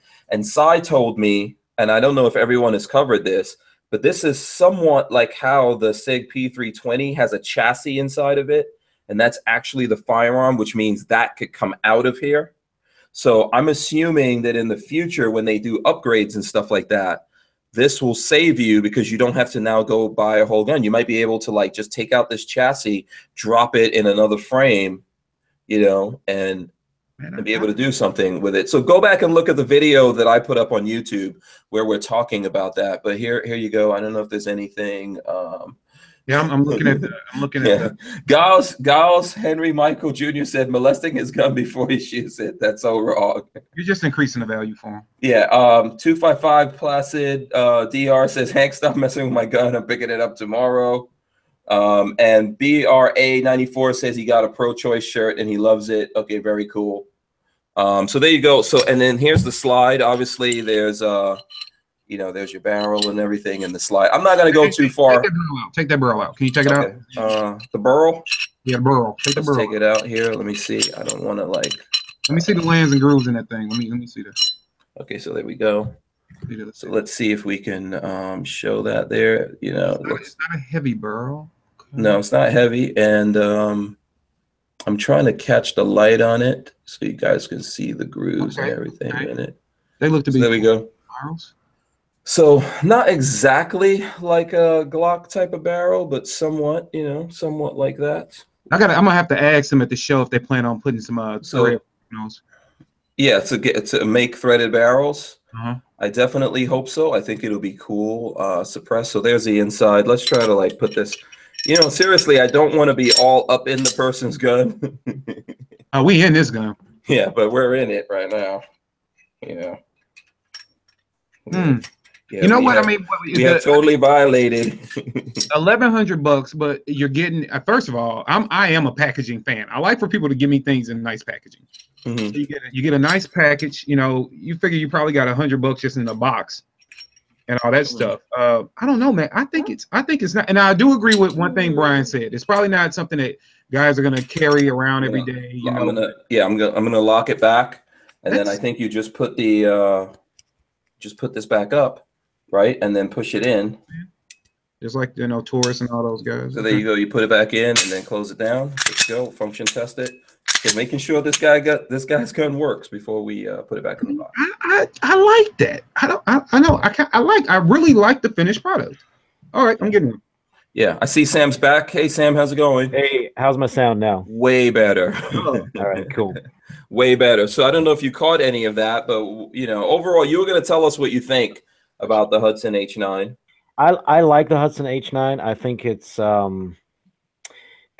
it might not be a game changer, but it's definitely very interesting and innovative. You know what I mean? So yeah, you know, if you look at the gun industry in the last couple of years, hasn't been really anything other than the Hudson H9. There's been anything really that just makes you go wow. You know what I'm saying? Like something different and something, you know, out of the norm. And I think the H9 actually nails that. I mean, you know, the way that the recoil system is set up, the fact that it's I think it's a modular system, right? I mean, this system is set up so the recoil just goes straight back in this direction. Yeah, because you don't have a traditional spring on top. Right, exactly. And then, as you said, you know, it's set up to be a modular system, which I think a lot of people are missing. You know. Right. It's not a huge jump into the future of the 1911. I mean, that would be like, I don't know, 1911 laser or something. Well, I don't actually consider it like, I mean, it's a hybrid. I think it's a hybrid between a 1911 and a striker fired. The trigger is definitely not 1911 because if it was, they'd make it with a safety only. No question about that. Yeah, right. So and there's no safeties or anything like that anywhere. It's right here in the trigger. Yeah, and you can't take down a 1911 that easily either. So. No, that's my biggest worry when I shoot my 1911s is that when they get dirty, I gotta take them down and stuff. Yeah, Lola was just showing me that she looked it up to see what prices it's going for, and it's going for like $13.49 in some places. So, Chris Bullis says it's a 1922. I like it though. I like it. Yeah, classified information says buy that pistol some dinner.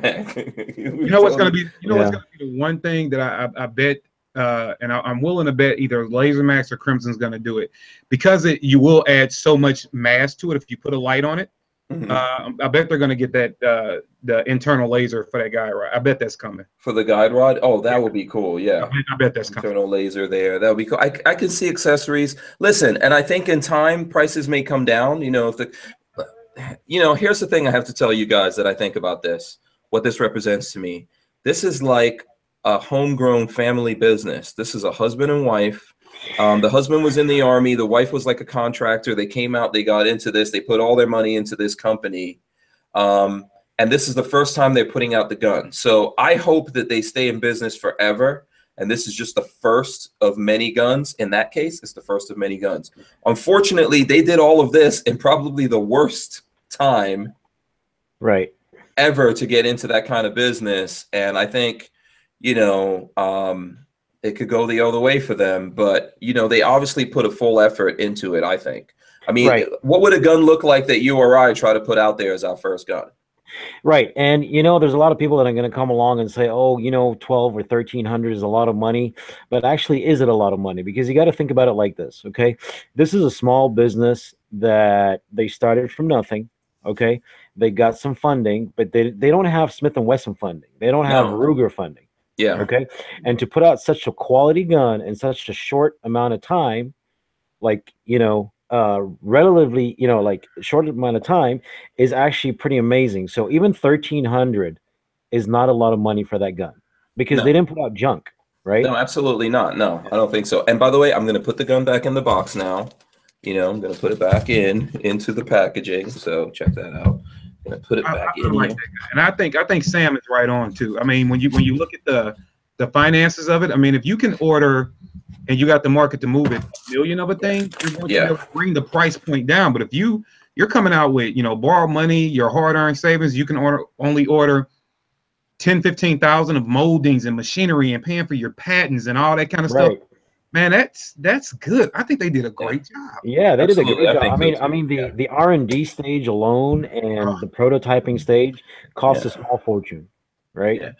Yuri Modin says the FK Bruno is $8,000. Just to like give everyone perspective on that, I mean, I forgot to put the magazine. Put the magazine back. I'd rather have the Hudson H9 anyway. Yeah. What do you guys think? In this box, should I put in a card? I have like a postcard from Hank Strange. Should I put that in the box? Yeah, you probably should put it in there and hide it somewhere. Do you think I should let this guy know? No, maybe not, right?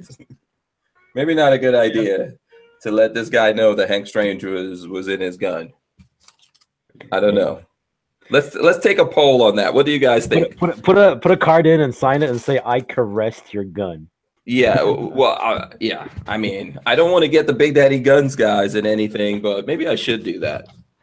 I'm gonna sneak this card in here. So if anyone, I don't know if the guy who bought this gun will ever watch this. He must somehow know someone that's in my social media, because that's how he got his hands on it. But I will sneak that into the box and close the box up so that these guys can ship it out. So there we go. Yeah. So I put the card in. I would like to say the Hudson has officially passed because of the cuteness, if you guys have named her, says she likes it. Oh, awesome. Cool. My back hurt says, how much is an extra mag cost? I know when I spoke to them, they said they're going to make sure that the magazines don't retail for anything above $35. That's reasonable. I mean, that's doable. Yeah, absolutely. So there we go. I did slip in a thing. I'm not writing anything on it though, because I don't want to push my luck.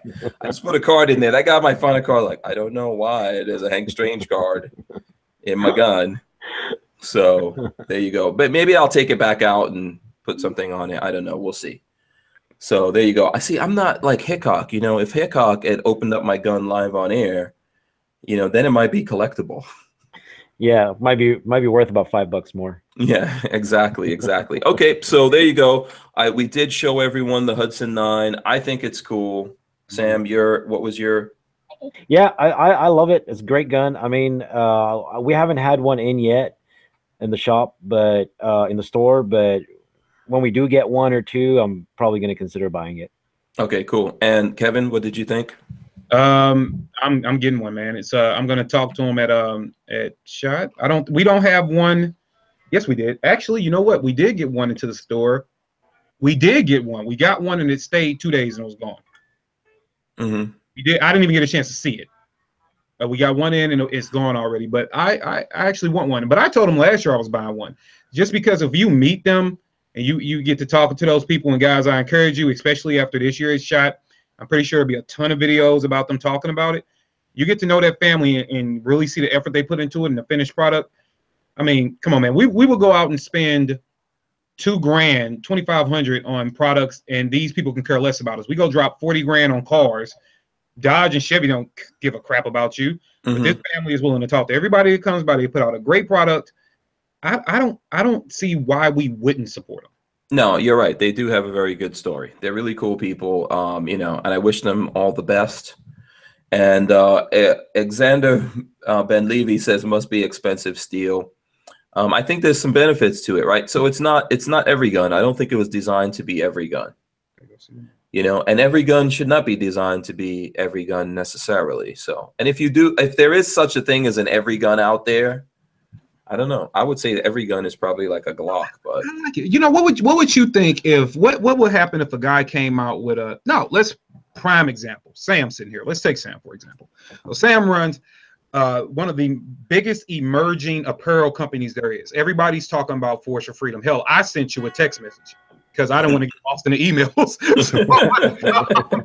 So you were kind enough to respond, sir, and I appreciate it. And he responded with sending me an email. I'm like, crap. His shirts, and I'm just picking on you for a minute, but if Sam's shirt, let's say, costs $3 more than a nice Ralph Polo shirt with like the same saying or something like that. He's on here. He's thanking people for the compliments. He's telling people how much he needs them. He's available. He responds. Ralph Lauren doesn't give a crap about you. They don't care. Just pay me and go about your business. Where it's the small homegrown businesses have to fight every day for your value. They have to fight every day. You can see them. So when you got a complaint, they have to face their head on. They can't hide from it. You know, social media will tear a small business apart.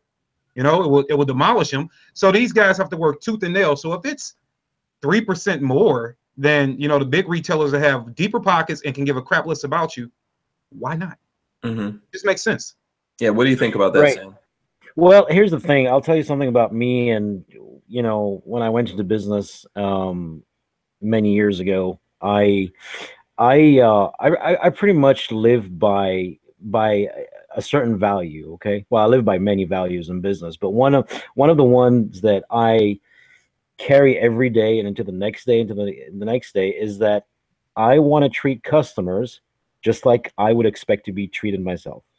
Do you see what I'm saying? So that's why I'm going to make sure that no matter how much money I make and how big the company becomes or anything like that, hopefully very big, but I'm going to make sure that I am in direct contact with everybody. Do you see what I mean? Like, I'll give you an example. Yesterday, I was browsing YouTube, and then YouTube suggested a video that had the title "Unboxing Forge from Freedom T-shirts." Wow. Right? Okay. Cool. So, I mean, it's only like, you know, for lack of a better term, a small YouTuber, right? And he did a really nice unboxing video like a couple weeks ago that I had no idea he'd done, right? So I watched the whole video. I liked it and everything. And in the video, it wasn't a negative, but he had a really small concern about a little splatter on his shirt, right, on his design, just a tiny little bit of white ink. And he said something like, "I'm not sure if that's normal, whatever, but I love the shirt," and blah blah blah. So I contacted the guy straight away, and I said, "That's not normal. Okay, I appreciate you for your video, and I want you to contact me. I'm going to send you. You can keep that shirt. I'm going to send you a replacement shirt for free." That's awesome. Okay. Yeah. And the guy was like, "Wow, you know, that's insane." He's like, "I've done a lot of unboxing videos, and this has never happened to me." So my point is, going back to what I was saying, is that homegrown businesses, the great thing about homegrown businesses is that we do want to be, like Kevin was saying, we do want to be close to to our customers, and we want to engage with them, and you know what I'm saying? Absolutely. And I think when you buy something, I don't know how everyone feels about it, but this is how I feel about it. I buy the person selling me that thing over the thing, you know, Right. and if I buy into the person selling me something, then that's what, I mean, Sam, that's why you and I are doing stuff. You know, you actually wanted to meet me out at SHOT Show, you know, and I remember Lola complaining to me because she was like, you know, this is crazy. We were trying to find Sam and meet up, and it's really insane at SHOT Show and trying to meet up with people, and I don't usually do it for that reason. You know, I just tell people, if you see me, then absolutely I will talk to you, and we could talk for hours. But we found you, and we sat down and we talked to you, and I'm glad I did, because I realized, wow, I like this guy. He's cool. Thank you. I appreciate that. Yeah, and that makes like a huge thing. That's what I wanted to know, and probably that's, you know, what you wanted to know about me. Yeah, no, absolutely. And full disclosure about something, you know, for anybody listening out there, Hank and I don't really make a ton of money from you know, his collection and stuff, but we do it because we just want to do it, because it's great for other reasons, right? You know, Yeah, it's absolutely. yeah. I want to give people an opportunity to get a little piece of, something that they can hold on to from what I do. Yeah, We try to do lots of absolutely. things to help the folks out there. So, Look, who knows what it will grow into, and it would be awesome if it grows into something, and we'll deal with it then. yeah, But I know that absolutely. there's always people asking about t-shirts, and they're like, man, where's the t-shirts? And it's tough. It is very difficult to do a t-shirt thing. I've had a friend of mine, Mark, that was in the t-shirt business and trying to help me out, but it's very tough to like print shirts and then take orders and then send them to people, and that whole thing gets crazy. And what I like about what you're doing is, look, I literally came up with this idea last night or something, and I text you a bunch of crap. Right. You can tell people it's fine, And so I came up with this idea, and I texted Sam, and then he sent me something this morning. And I said, okay, listen, let's. I think what he sent me didn't have the trees upside down. Right. So I'm trying to figure out here. Hold on. Let's see. I'm trying to figure out how to.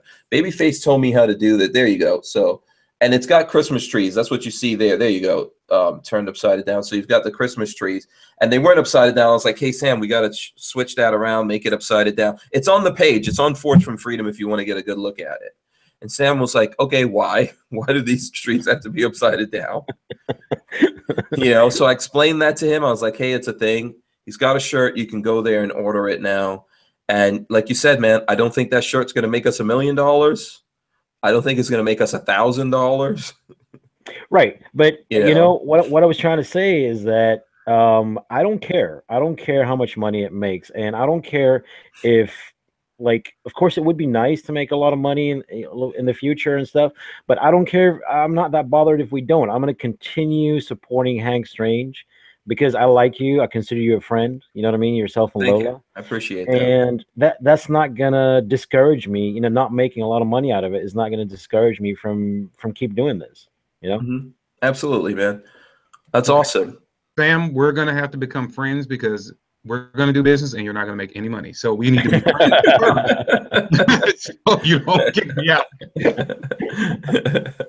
So listen, so let's say with this, I think there was something you told me, Sam, that you wanted to talk about, as well as I know this thing is good. There's a lot of news. I don't know if you have news, Kevin, or you have news, Sam. Obviously, there's a bunch of things out there in the news that I think we should probably talk about. One of them is what's going on with the YouTubers and all that. Right. That YouTubers are still under attack, and I think you had something relative to that. Right. Yeah, I did. It's pretty unfortunate. Of course, everybody knows about this, but it's pretty unfortunate what YouTube is doing to control the message. You know what I mean, and push their own agenda and silence all the all the gun community. But man, I'm trying to help where I can. You know what I mean? With whatever we do and stuff, and this morning I got pretty peeved with something that happened this morning. Okay. Involving our friend James Yeager. Okay. All right. Good or bad? Well, it doesn't matter. Okay, not good. Unfortunately, not very good. I'm always a well-intentioned person and stuff, and I like to do things for people just as acts of kindness. But anyway, Kurt from VSO basically sent me a message. I think it was last night, and he said, let's do something for James, to support him and stuff. Why don't we do this T-shirt?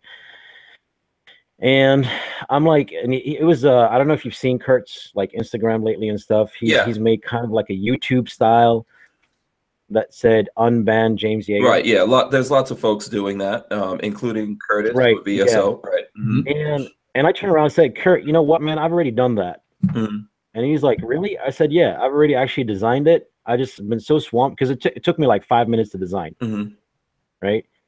And I said, I just been so swamped, man. I haven't gotten the chance to actually, and he's like, okay, well, why don't you send me a thing and, we'll release it and all that. And I'm like, that's cool, man. I'll put it on the website and we'll give pretty much all the profits to James because James started like a Kickstarter so he can make his own like gun media channel or something. So anyway, I put it on the site and I put all the text there that this is suggested by VSO and in collaboration with VSO. We're giving all the profits to James and all that kind of stuff. Morning, and I put it on Instagram, Mm-hmm. and I tag Jaeger in it. Okay. And like literally within 10 seconds, Jaeger jumps on, and I think I felt his caps lock breaking right from where I was. Okay, I have an idea where this is going. All right. Right, and he started shouting and going something like, "Not, what was it? Uh, not approved by me," or something like that. Mm-hmm. And I'm like, "That's cool, man. I'm taking it off the site right now," and I deleted the Instagram post. Okay. And I'm like, "Look, I just don't get that. I don't get it. I was trying to. I was, I've always said I'm not going to work with James Jaeger. So." For personal reasons, but I did it because I felt that I'm pissed off at YouTube for what it's doing to the gun community, and I'm trying to support the guy. Yeah, right? I feel your pain. Yeah, I feel your pain. Even though I don't agree with a lot of times with the way that the guy conducts himself, right?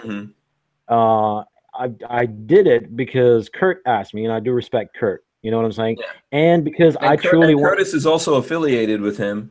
Right, in some sort of way, right, and I really wanted to help him out, or maybe he used to be affiliated. Who knows what happens after this? Right. Yeah. Well, I don't know. I don't think. Well, I mean, here's what I would say to you, and obviously, I will let Kevin chime in on this because I know Kevin has an opposite opinion. We appreciate it. Right. Here's what I would say to you. Welcome to the asshole that is James Jaeger. That's what I would say to you. The rest of us all know about this from experience. And, I don't support what YouTube has done to James Jaeger, and definitely not what they've done to other YouTubers like Mac. Mac is out there fighting this all the time. And then Such, I don't know what the hell Such will do. Such is a pretty laid back guy. Who knows what Such would do to get a strike? And there's a lot of this stuff going on. I believe in freedom of speech. I know that YouTube is a private company, so obviously they have the right to do whatever they want to do. James Jaeger does have another channel. So they killed one channel, but he does have another channel. Right. So I don't support, in essence, what happened with Jaeger with his channel being banned, regardless of what he said. But the truth of the matter that I think a lot of people don't realize here, and I was thinking about this the other night, is that, this is who James Jaeger is. He's a self-admitted asshole. Right. And the thing that people don't realize about James Jaeger, and this is what happens when everyone says, oh, we're all the gun community, we have to get together and we have to help people out. And James Jaeger wants us all to help him out, and he wants to start a Kickstarter and do this thing and get money from people. I really look at James Jaeger as like one of those preachers that bamboozles their flock and takes their money, because that's pretty much what James Jaeger is up to, and you guys just don't see it. And the ironic thing, though, here's what I want to get to, Sam, before you. Right, sure. Go ahead. The ironic thing about James Jaeger that people don't understand is he is fucked up to people in the gun community. This is a really fucked up person to other people in the gun community. Where the hell was the gun community when James Jaeger abandoned his friend Reed? I don't want to get deep into that, because Reed feels very private about that thing, but he totally abandoned this guy and screwed him over, and then tries to put him out of business. Literally, he said anyone who supports Reed went to the opposite side of Tennessee. Reed went to work with Jaeger and moved out to where Jaeger is. And got a house there to work with him and help him. And he was running his school, and he stabbed him up in the back and threw him out there in the world. Where the fuck were the rest of you people talking like, oh, let's all get together, we're in the gun community? Did you ever say unban Reed? And that's not the first time Jaeger's done that. That's not even the third time he's done that. And when he put out a fatwa on anyone who worked with Reed, including me. Including me. So you guys all want to support him and do all of this kind of stuff, and you don't realize this is one of the most fucked up people, period, in the gun community. Is James Jaeger, and he's not deserving of your support. He's not deserving of it. I agree with that, and my response to that. And by the way, I was one of the people who wrote an email about that long when Reed's channel was taken down. Okay, I don't know if you remember that, but let me respond to that. I agree with 99% of what you just said. Okay, and I know about it. Okay, I chose to do this because, look, let me start again. I have always said that I'm never going to work with James Jaeger. Okay, because of the person that he portrays, or at least comes across on video. okay, and the stuff that he says.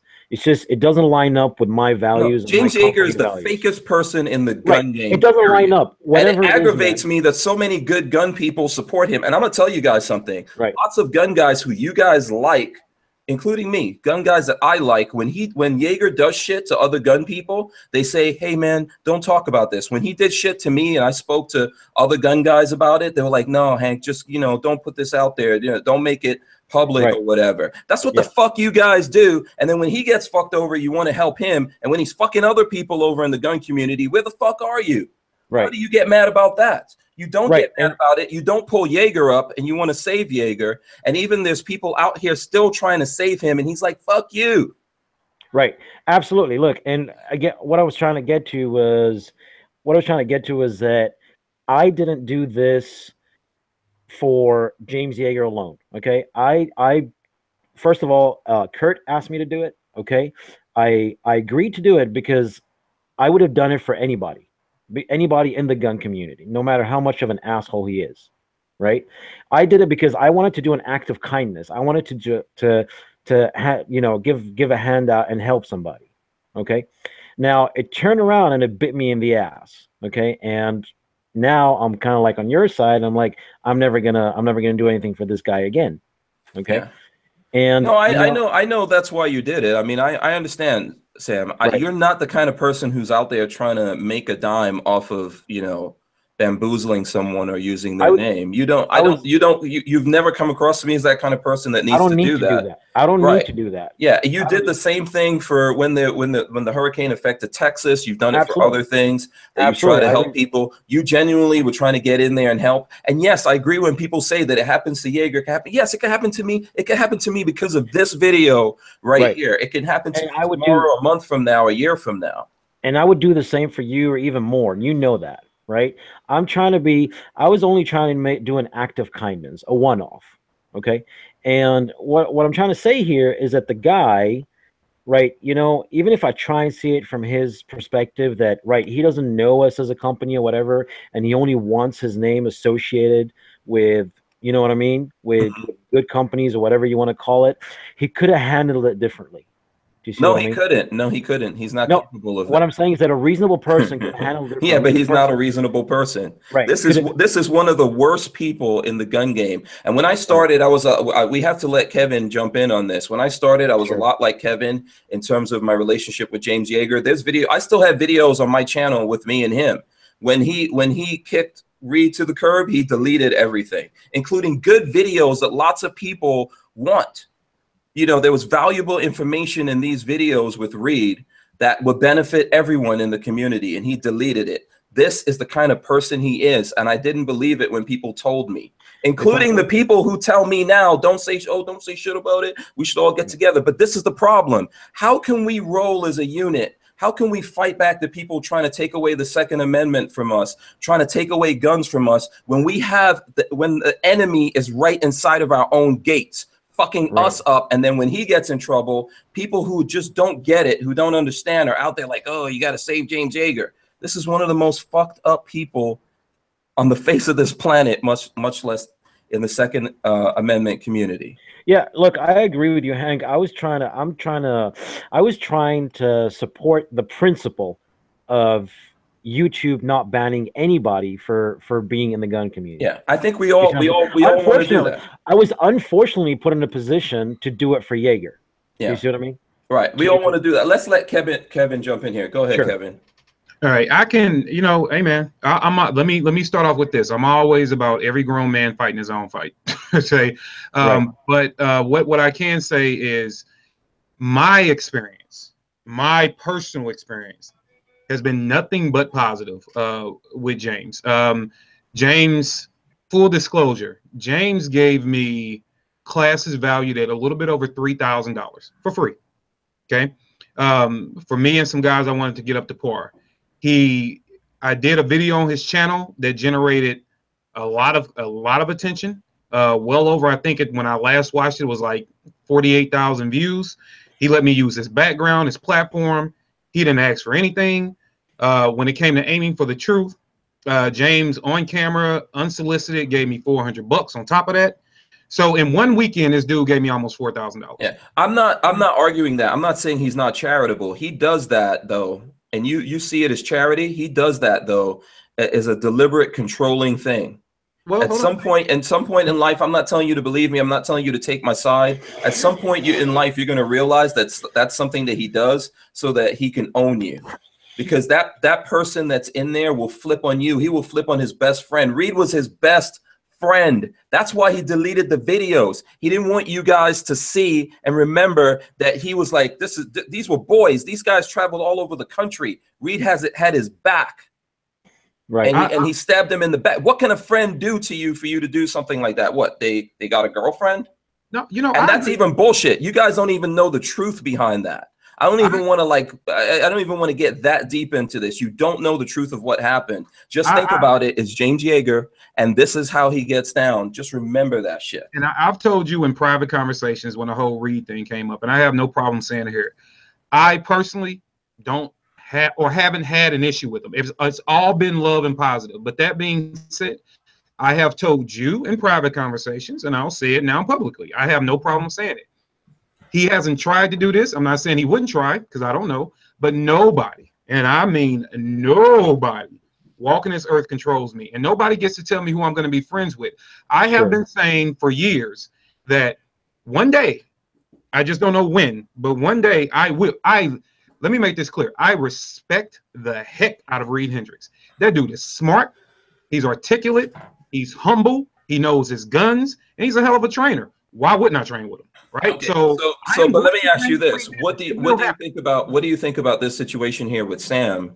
And what I think that I agree with Sam. It could have been handled a better way, right? Because one thing about social media, he doesn't have to know Sam and his company personally, but dude, social media is a beast. I mean, you can reach people. Like it's not hard to do. Right. So if there is, I know James is a brand. So if he does have another company doing this for him and he can't step on those toes, that's a quick message like, hey, dude, I appreciate what you're doing. Unfortunately, it conflicts with some other things we got going on. But I definitely appreciate it. So I do think that was handled totally. And also, I think you should look at something and say, like, if someone was out there just trying to use Hank Strange for no reason, I would go, hey, man, chill out with that. And even I would try to do that. Like, I get it. I still wouldn't go full asshole on that, but that would be deserving if someone was just trying to use Hank Strange. This is a person who is saying they are in trouble. Then someone who works with Yeager goes, hey, man, can you do this? So it would be easy enough to look and see, like, if you don't know who Forge from Freedom is, to look at that and see all the dudes that are down with Forge from Freedom and endorse Sam. If we do business with Sam, we are endorsing him. If I bring him on here, I'm endorsing him. Mac has done that, and so have other guys. So you look into it. And if you're asking for people to help you and do something for you, and then you see that these are the people in your community, maybe you don't jump all over the person like that for no reason until you find out what's going on. And even as you said, Evan, which is valid, if maybe he has some deal going on, but see, that's the fucking problem. There's some deal here. There's some selfish reason behind all this shit that's going down, and that's why he's jumping on Sam and saying, no, I don't want you making T-shirts, even though Sam is saying, hey, I'm going to give all the money to your cause. And I mean, I can pull up the listing right now, but I'm sure you guys believe me. I mean, it's like I put it in the listing. It was right there on top. I said all the profits are going to James Yeager to support him for the YouTube thing and all that. And like I said, look, man, a reasonable person would have looked at this and said, who the hell is Forge for Freedom? I don't know him, but let me take a second here and read what's going on, because I put on my Instagram, I said, look, this is in collaboration with VSO, and we're giving the profits, blah, blah, blah. I repeated everything that I put on my website. And if he just took a minute to, slow his roll a little bit and even contact Kurt or whatever, he could have gotten, he could have probably handled it a little bit better. But them and VSO are like this, right? Who knows? Who knows? The thing I'm trying to tell you is that this is the problem here. And I'm trying to avoid getting deep into it or whatever. But the thing I really want people. The reason why I have this platform here is to give you guys the real deal on what's going on in this world. Okay, because of all the things I've been doing this for 5 years, and I don't think people have like any clue of the bullshit that I've gone through. And this is one of the people that I've gone through some heavy bullshit over, you know, because when Reed went off and did his thing and I decided, oh, I'm going to go do some stuff with Reed, it's not just that Jaeger was like, oh, well, fuck that. You know, I'm not rolling with Hank Strange anymore. There's a whole bunch of people who were in his camp that did the same thing. People who I was helping, people who I did things for. And I was like, wow. These guys so let me ask you. And there's other YouTubers, by the way, other YouTubers who say that they're grown-ass men and they're their own men and they're free. And they told me that they like Reed, but they wouldn't even go train with him because they didn't want to get on the wrong side of Jaeger. And that's some bullshit right there. That's crazy. Not man shit. That's just those crazy. people aren't men. And guess what? When those guys watch this, they're going to feel it in their heart and it's going to fuck them up. And it's going to be hard for them to look at themselves in the mirror and go to sleep at night because you know what I'm saying is real and it's the real shit. And but you're not a man. You're not a man if you move like that. So let me ask you a question, Hank, and it's strictly dealing with, you know, because obviously, because Hank, I think we've talked, if you add up the hours, probably well over 100 hours, dude. And I will say you are very, very particular about what you get hot about. And this is definitely one of the things. So let me ask you a question for the people, because I think that that's screwed up. I'm on your side with that. Like if that's happening, that's messed up 100%. So let me ask you this. When these things started to occur, so when you decided that, hey, I like this dude, I'm going to talking about Reed, I'm going to continue to work with Reed. I think everybody respects Reed for one. I know I do. So absolutely, I met Jaeger and Reed at exactly the same moment at SHOT Show 5 years ago, a media day. I met the two of them at the same time. I knew of Jaeger. I was a fan of his YouTube channel and everything. I met him. He was like what he is to everyone. He was pretty much an asshole, but you know he's an asshole going in, but you don't know how deep the assholery goes. But with Reed, I was automatically like, this is a good dude right here. Humble, you know, and real and honorable. I knew that from the beginning. So go ahead. So these I know James did whatever screwed up stuff he did. Reed moved on. I'm kind of aware of what happened.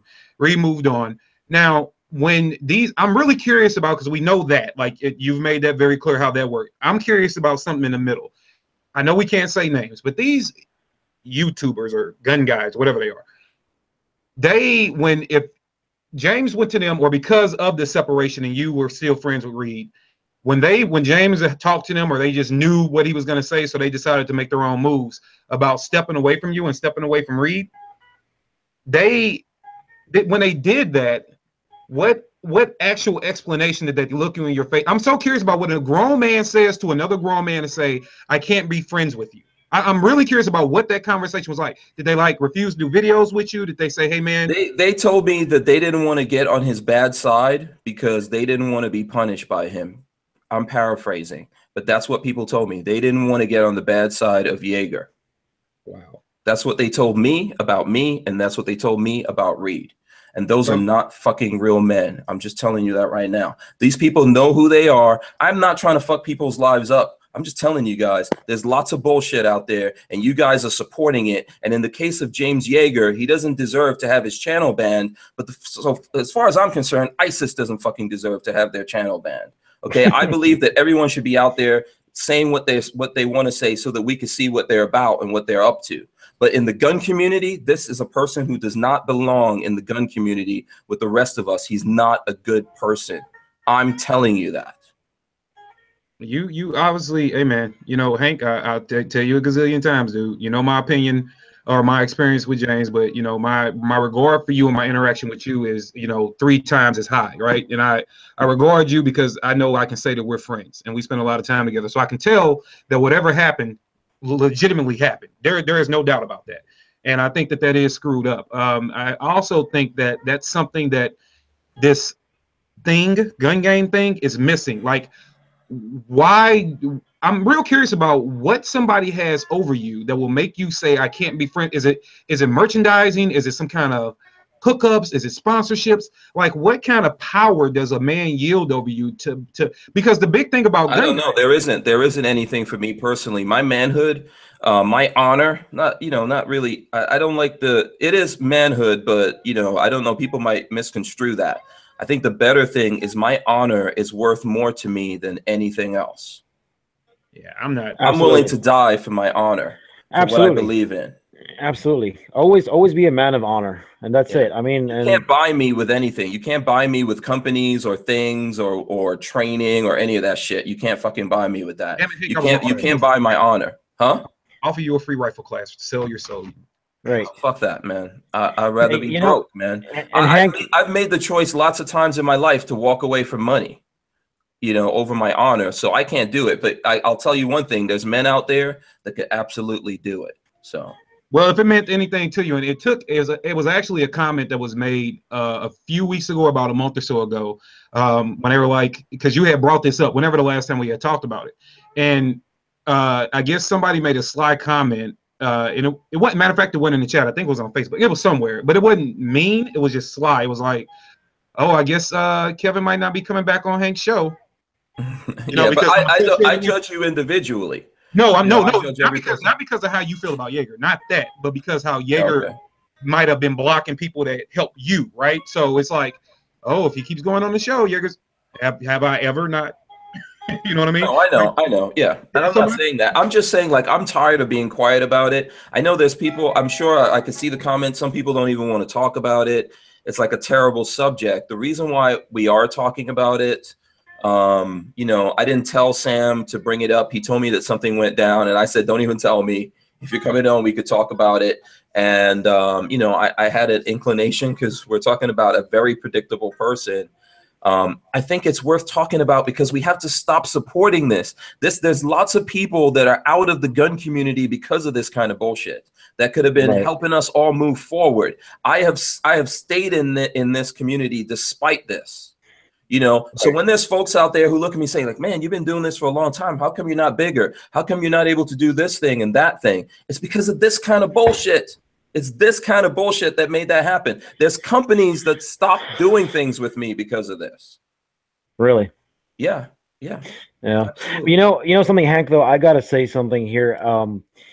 I agree with most of what you're saying. Okay.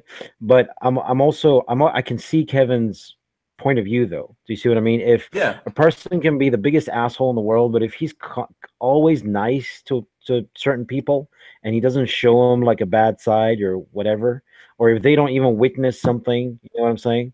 It's very hard to kind of, you know, put a negative on it. You know what I'm saying? So I can see where Kevin is coming from. Yeah, but I think we need to be honest, and that's why I'm having the discussion. Oh, absolutely. There's bad things that are happening and no one knows about it. You know, regardless of what we say here about this whole Me Too thing and all these women who claim to be have been abused, and of course we know there's some women that are just using it to tear people down and all that. If we're silent, if we see something wrong going on and we're silent about it, we're okaying that.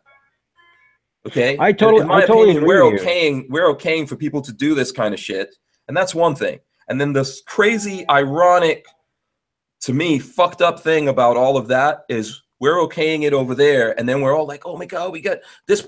This person can't be banned. We all have to get behind them." And yes, I get it. I understand. Every man has to find out for himself, and walk this path of life. We all walk in our own skin, and we got to find out for ourselves. I get that. I know when people told me, I was like, "Listen, you know, I got to find out for myself." When people try to tell me, so I get that, you know. But what I think is that what we are doing is not, it's really, really not cool, you know, and it's happened to lots of people, not just me. And we have to stop this kind of stuff. We have to hold each other responsible. We can't say to someone, do whatever the fuck you want to people, treat other people however you want, and then when you get in trouble, we'll be there for you. Because where the fuck is that guy going to be when you get into trouble? Hank, I mean this with all due respect, man, but you know, you just said that we should speak up and all that kind of stuff, but all the videos that have been made about, you know, James Jaeger and unban James Jaeger and all this kind of stuff, I really mean it when I say that maybe you should make a video saying why, you know, he got what he got. You know what I mean? But let's make a very clear distinction there. I don't think that YouTube banning him. I never said in my mind. That's not what I'm saying. Yeah. Okay. That's not what I'm saying. What I'm saying is that maybe you should not even mention YouTube, but maybe you should make a video and say, "This is my experience with James Jaeger." Okay. Well, I could tell you, we are live, and this video is out there, and it's going to live in the world. I'm not going to pull it down or censor it. The only people who can do that is YouTube, and it's out there. And I understand what you're saying, but I don't. I don't think it's like deserving of it. I think, you know, I've said this before. This is not the first time that I've had this conversation. I think I've obviously said this before, and I don't want to live my life on any of this. There's lots of things that have happened to me in the last 5 years of building a YouTube channel that if it happened to other people, they would have used it for the ratings. They would have used it to recruit people to subscribe to them and all that. And it's not what I wanted to do. I wanted to build something that was real so that no one says to me, hey, you know, you only have this thing because you got into this controversy or that fight with this person. So that's why, like, a lot of people see this stuff maybe coming out now, but I am not saying anything that people out there don't know. Right. Right. I'm not saying anything that people out there don't know. And what I am saying, and I think it's hypocritical to all the people who want to get up there and go and do this, like for the folks who don't know, like Kevin, he doesn't know. And there's other people out there that don't know because they're still on that good side right now. But there's other folks out there who maybe they're not on his bad side, but they know he's been doing fucked up shit. There's other YouTubers that you guys know, other big YouTubers. How many fucking big gun YouTubers are there? There's not that many. So just go look. Whoever's doing that stuff and saying things, they know for a fact that this guy is like this. They've heard it from me and from other people, and they know this. So how do you think those people feel when they were fucked over by this guy and they try to talk to you and you're like, listen, man, don't put this out there. You know, we don't really need this in the community. You know, let's just keep this to ourselves. And then some fucked up shit happens to him and you're all about him and helping him, but you just stood silently by while those guys were getting fucked over. Right. How does it make you feel now? Does it make you feel good? Well, you know, I know right now that, you know, I'm never going. I mean, I didn't like the guy to start with, but now it's not like I hate him or anything, but I'm totally never going to consider even retweeting or reposting or doing anything to support the guy, you know? And I know I donated to the Kickstarter, and it was really because the guy, you know, he did a lot for me. You know, he did a ton for me. So I donated to the Kickstarter, reshared the stuff, been resharing stuff as appropriate as it may be, and things like that. And I'm also a big fan of saying, hey, I've been knowing James a year now, and every interaction has been good. But I'm not at the same time. I live with my child every day, and I think I know my kids. And I'm pretty sure there's somebody else out in the world that's like, yeah, it might not be the little angel you think, right? So, and I think we also all understand that there are lots of bad people in the world that hide under the covers of supposed good deeds. There's lots of people in this world who are bad people. They are monsters in this world, and they hide behind good deeds. As a matter of fact, the ratio of the good deeds that they do is increased because they're trying to hide how really bad they are. And I just want you guys to think about that. That's all I'm saying. I would be totally fine to see Jaeger's channel get clicked and turned back on. It's nothing about that. I'm not trying to take anything away. What I want people to know is the truth, because you will see it. We will all live long enough. If I don't live long enough, one of you guys out there will live long enough to see it happen again. And the next time, I hope that someone out there goes, you know what? We got to stop this bullshit. We should not let people stay in this gun community that are this fucked up to other people in the gun community. And I don't know how many people this guy has to fuck over before someone says, hey, this bullshit has to stop. Question, Hank, and I'm not trying to get you to like count out loud or anything like that, but ballparkish, how many gun careers would you say that have been squandered by James? I think you can go look this up. There's people who, first of all, he doesn't really run his school. You know, he did. When you went and took classes there, was he training you in this class? No, he did half the training. The other half was done pretty much led by Don. So there's lots of people who've gone there and they do the training and all that, and they're not there anymore. So that's the way for you to figure that out. If you want me to quantify it, it's probably like 4 or 5 dudes who have at least gone there, moved to where this guy is, done things with him, and then gotten screwed over making that sacrifice. Just think about if someone made the sacrifice to come and live in St. Louis to rock and roll with you. Right. Okay, yeah, I know one dude really well, and he's been on this show lots of times. And that dude, it doesn't even want to talk about it because he would rather just move on. But I just think that there's something wrong about what we're allowing to happen. You know, and I know for a fact that he feels the same way I do, that the channel shouldn't be deleted because of that. you know, but still, Hey, that Hank. doesn't mean we should pretend that someone's a good person. Hey, Hank, did you say rock and roll Yeah, why? earlier? You mean like this? Uh-oh. Play, Sam, play Hank a tune to calm him down, man. Like this? You mean like this? Yeah, are you gonna play this guitar, or are you just I've gonna show us? actually been playing this guitar for the last half hour. But Oh, I've heard something in the background, but you know, yeah. So anyway, listen, I mean, we've been, you know, we're obviously over time and all of that, but I just feel like, you know, people should know this and just consider this. That's what I'm saying. Like, don't be fake about this community. You know, one of the things I always tell people when I meet them and they're asking me about other YouTubers and stuff, I'm always telling them, look, when you look at us, this is like wrestling, man. It's like the WWF. This is not all real. I try the best, the most that I possibly can to be real with people out there when they see me, when they meet me and all that kind of stuff, you know? And I'll tell you, when I did know Jaeger and I was talking with him, he would always tell me that I'm too nice and I should be like him. And I should do all the kind of stuff that he does, like how he's mean to people and all that. And the truth of the matter is, I'll tell you guys right now, he's not a badass. And when you see him in private, he's like a little old granddad. He's not a badass, just some fake shit he puts on. And I told him, I'm not interested in that. I want people, when they meet me, to see that, yeah, this is a matter of fact, I'm worse than this. And, you know, if you think I'm like outgoing and loud, just consider what the hell Lola Strange has had to go through for the last 21 years. You know, so I want people, when they meet me, to see that, okay, yeah, this is the guy who we see out there, and you know, he's real and genuine, and this is what he's about. So I guess for guys with I'll just speak for myself. I guess I'll say this, and it's even coming off of Jaeger. It can be anybody with the mentality you're speaking of, right? Since that's your truth. Anybody with that mentality, no matter who it may be. I guess for me, it kind of goes back into when I was asking for what I should have quoted as the volunteer earlier.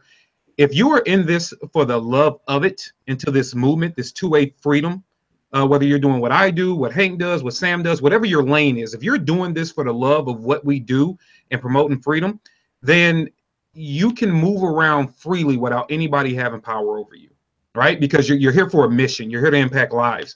And make sure that America remains free. So I guess for me, I didn't come into this and put myself in front of a camera after teaching for 20 years to be famous. I wanted my mission to be famous, right? And the mission is the big story. So if somebody was to tell me, hey, I see you on Hank's show and I can put you on a bigger platform, but you can't be friends with Hank, or you can't ever wear a Force of Freedom t-shirt, or you can't do this, but you know, we're going to move you into this lane, you automatically, A, you're a jerk, and then B, you're automatically ignored, because this isn't about Kevin. It's about freedom. It's about our mission. So I would hold it against guys that are like, hey, we're not going to send you this box of great goodies if you're friends with this dude over here, because and you know what's funny? You know who I blame the most for that? The followers, the sheep, the zombies. The people who blindly follow dogmatically behind someone and allow that. I don't really blame the person as much. You know, you don't, but for me personally, I'm not saying that person's blameless. I'm saying I blame the people who just blindly get into all that and do those kinds of things, you know, and say, oh, this guy who I'm like bowing down to doesn't like this person, I'm going to go and start, you know, doing shit against them or trying to block them out and all that. Those are the people who are giving power to that kind of thing. And I just don't, you know, I don't want to be that person. So, and then Lola is saying that we need to, like, you know, we need to show some gun stuff. So obviously Sam is playing the music. I was about to say that. Yeah. What's everybody carrying today? Well, I don't know, Kevin, what are you carrying? Well, we always show guns. What you got? Yeah. I want to see some carry guns. Oh, carry guns. Well, you want to see carry guns? I mean, I'm carrying a Glock 43. I'm not going to show it because I got this USW A1 right here. I don't know. People might want to see this thing. That? It's from B&T, my friend. There you go. Boom. Nice. That's badassery right there. Huh? Yeah, it looks like something from the future. Yeah, this is Swiss made right here, B&T. I don't know if you guys can see the B&T. Yeah, right that's there. That's based on I never pronounced it right. Yes, it is. It is loosely based on the Sphinx. You can see it right there. Yeah. I never pronounce it properly, so I'm not even going to get it. It's like Boggart and blah, blah, blah. Oh, no, wait. Boggart is Harry Potter. Wait, sorry. Well, this is my carry gun. Yeah, hold on. We're going to let me lock it on you. So, well, I normally carry the SK, the little short guy, the VP9, but this was what I was carrying today. So, literally, yes, it is. It is loaded. We said carry, so the gun is loaded. Yeah, this is my carry, baby. And of course, everything has to be red and black, right? Okay. Yeah. Very nice. Yeah, we know you got to go blade style and do. Yeah. You got to go blade style and do the like red lining. So it's here. Let me pronounce this properly. Brugger and Thommet. Brugger and Thommet from Thun, Switzerland. Yeah. So this is Swiss made and these guns are expensive. Precision made. Yeah, if you think that the Hudson H9 is expensive, you can buy like 2 of, I think like maybe 3 of those with this. You know, for what this costs, probably like 2.5. But it's a beautiful gun. Yeah, beautiful. Yeah, gun. it's pretty nice. Yeah. Okay, what else you got, Kevin? Is that all you got, Kevin? You know, I brought. People wanted to see. I had a couple of requests saying, "Hey, next time you come on the show, I guess they missed it. Bring the gun you had on the war out when I did the New War show recently." Okay. They wanted to see the hog because I guess guys had missed it. So I mean, that had its debut on here on this podcast, Forge for Freedom. The hog did have its debut on here. Yeah, just so people know the real. You know, it had its debut. You know, way before it was on Colon Noir. But it is a internet famous little gun. So this is the Spikes. The Sharp Brothers Spikes lore, Warthog lore. That's that hog, right? Yeah, we got the hog kind of painted in. Gonna do some little upgrades to the paint. Oh, I'm sorry. Let me. That's pretty nice. I like that. I like the color. Yeah, thank you. Sniper gray. Very nice. Thank you, sir. So that's who did the Cerakote for you? Oh, great. Yeah. So the Cerakote job, everybody pay attention, was done by my good guys over at Midwest Cerakote here in St. Louis, Missouri. It's in a town called Bridgeton, Missouri. It's like 5 minutes from St. Louis. So if you go to MidwestCerakote.com or Google Midwest Cerakote, they'll do it. Sam, we're going to talk anyway, man. You want something hooked up? Yeah, man. I've got a 308 that I want to beef up a little bit. Oh yeah, man. We can talk. You get it to me. We'll get you hooked up. Yeah. And we have the MFT stock on this guy, and of course the MFT stock is matching, and it has some chevrons on the other side of it. Yeah, that's nice, man. That's real nice. And we have that's the Spike, the Sharp Brothers Spikes lore. Inside of it, we have, which I found to be a great bolt carrier for 300 blackout for whatever reason, the Fail Zero. The Fail Zero bolt carrier. It really works well, and there was a lot of issues with the 300 blackout back when I started getting into this. Even though it's full size, people were having gassing issues, so I didn't want to play games. So I just got the Advanced Armament Corp complete upper, everything from them, breaking all, just to make sure, because I know those guys were doing a really, really good job with it, and they weren't having any problems. So I got that, and then on top of it, I have the Trigicon 4x32. Nice. That ACOG, that's nice. Yeah. That ACOG probably costs more than the rifle. Damn near. Yeah. I mean, I've said it before. This is a nice gun. It's a nice gun. And by the way, just so people think that I'm not carrying, here's my Glock 43 right there. I'm carrying with the extended, and it's loaded and everything. So I'm carrying a weapon that ends all weapons today. Like I'm carrying something that pretty much anybody sees you with, they're not even gonna think about fucking with you. Okay, this is a setup. What is this? What are these? I am carrying. Oh, okay. Zombie killer. I am carrying American Lucille here, baby. I know you're not conceal carrying that because you're. Oh no, we've got open carry in Texas right here. Okay. All right, sure. Yeah, well, American Lucille. What do you call that? What do we call it? What, this here? Yeah. I guess it's Negan's Lucille, right? Yeah. Chris B wants to see guitar porn, by the way, Sam. They want to see what guitars you have up in there. And while you're loading up a guitar, guess what, guys? I'm going to show you another B&T. Check this B&T out right here while Sam's getting the guitar ready. Boom! This is the TP9 US. What? Make sure we put the magazine in the right way. And you are not having a good luck with magazines. I caught on to that one real quick. So there you go. You know, B&T, another one right there. Nice. The TP9, another very expensive gun that if anyone's looking for these are at Big Daddy Guns, and no, they're not my guns. So, nice. You know, I mean, I wouldn't mind, you know, it's expensive like people said, but I guess that's what you pay to get the Swiss. You want the Swiss stuff, you got to pay for it. Although if you get a Swatch watch, it's not that expensive. So I wanted to show guys too, because I have some people like, Kevin only has one Glock. I do not have a Glock. I have several of them, even though I'm a big HK fan. So here's my 32C compensated. Nice. 37 SIG. Nice. All right, cool. Keep it very simple. This one has a Streamlight TLR1, even though I run Enforce. I don't ever get rid of my stuff. Streamlight makes a good light. You know, the only when I put this one together, I carried this for about 2 years probably. I love the 357 SIG ballistics. I just do. It's just good. So I carried this for a couple of years. But I will say that the Streamlight light just a little bit too bulky for me. But one thing I would like to, I mean, you look at them. I don't know if guys have ever really. I mean, technology is changing over the years, but right. But if you look at them side by side,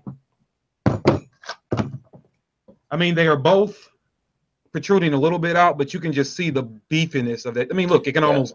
The juice says KD is about to lose his cool card if he don't own a G20. A Glock 20? Yeah. I don't have to own a Glock 20 because I own the Glock 40, son. Have you not seen the 10mm beast I have that goes? So Sam, I have a matching.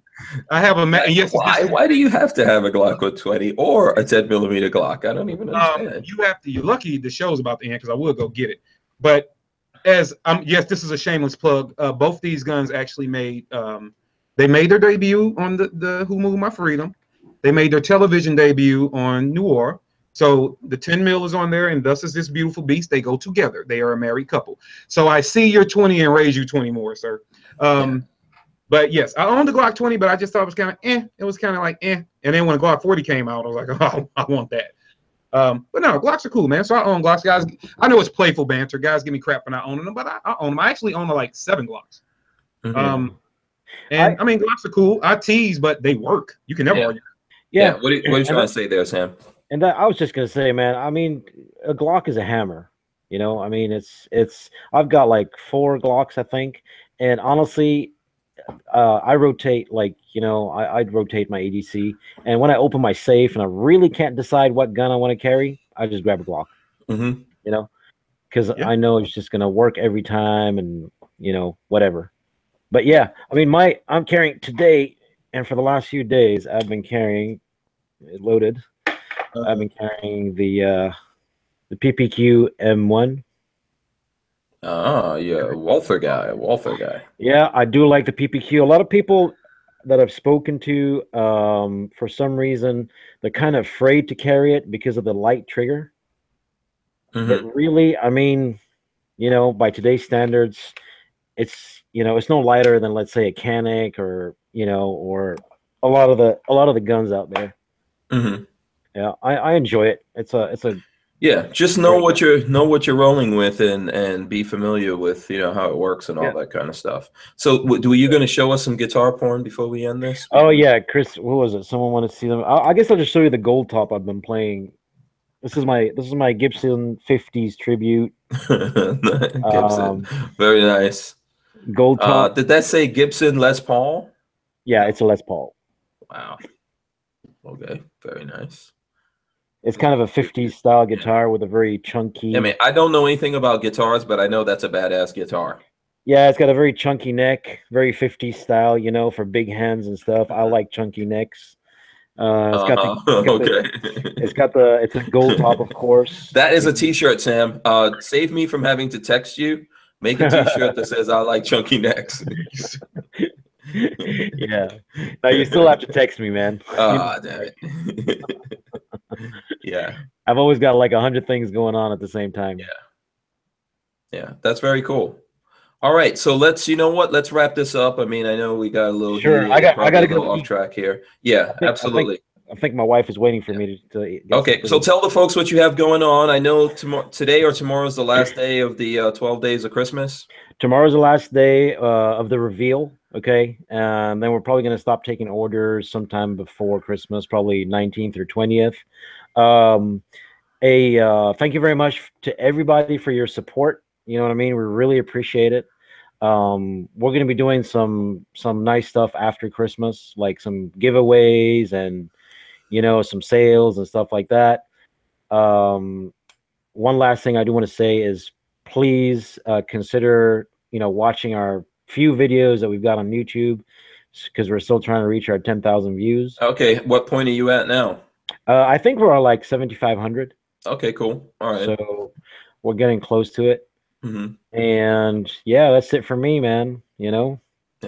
All right, guys. Like as Sam said there, keep watching the video, supporting, help them get to 10,000 views so that they can, I think they're trying to unlock some stuff on YouTube so that they can get out and reach more people. And they're definitely on Instagram as Fortune Freedom. So, that's it. Yeah. And you're on Facebook, same thing, right? That's a very good shout there.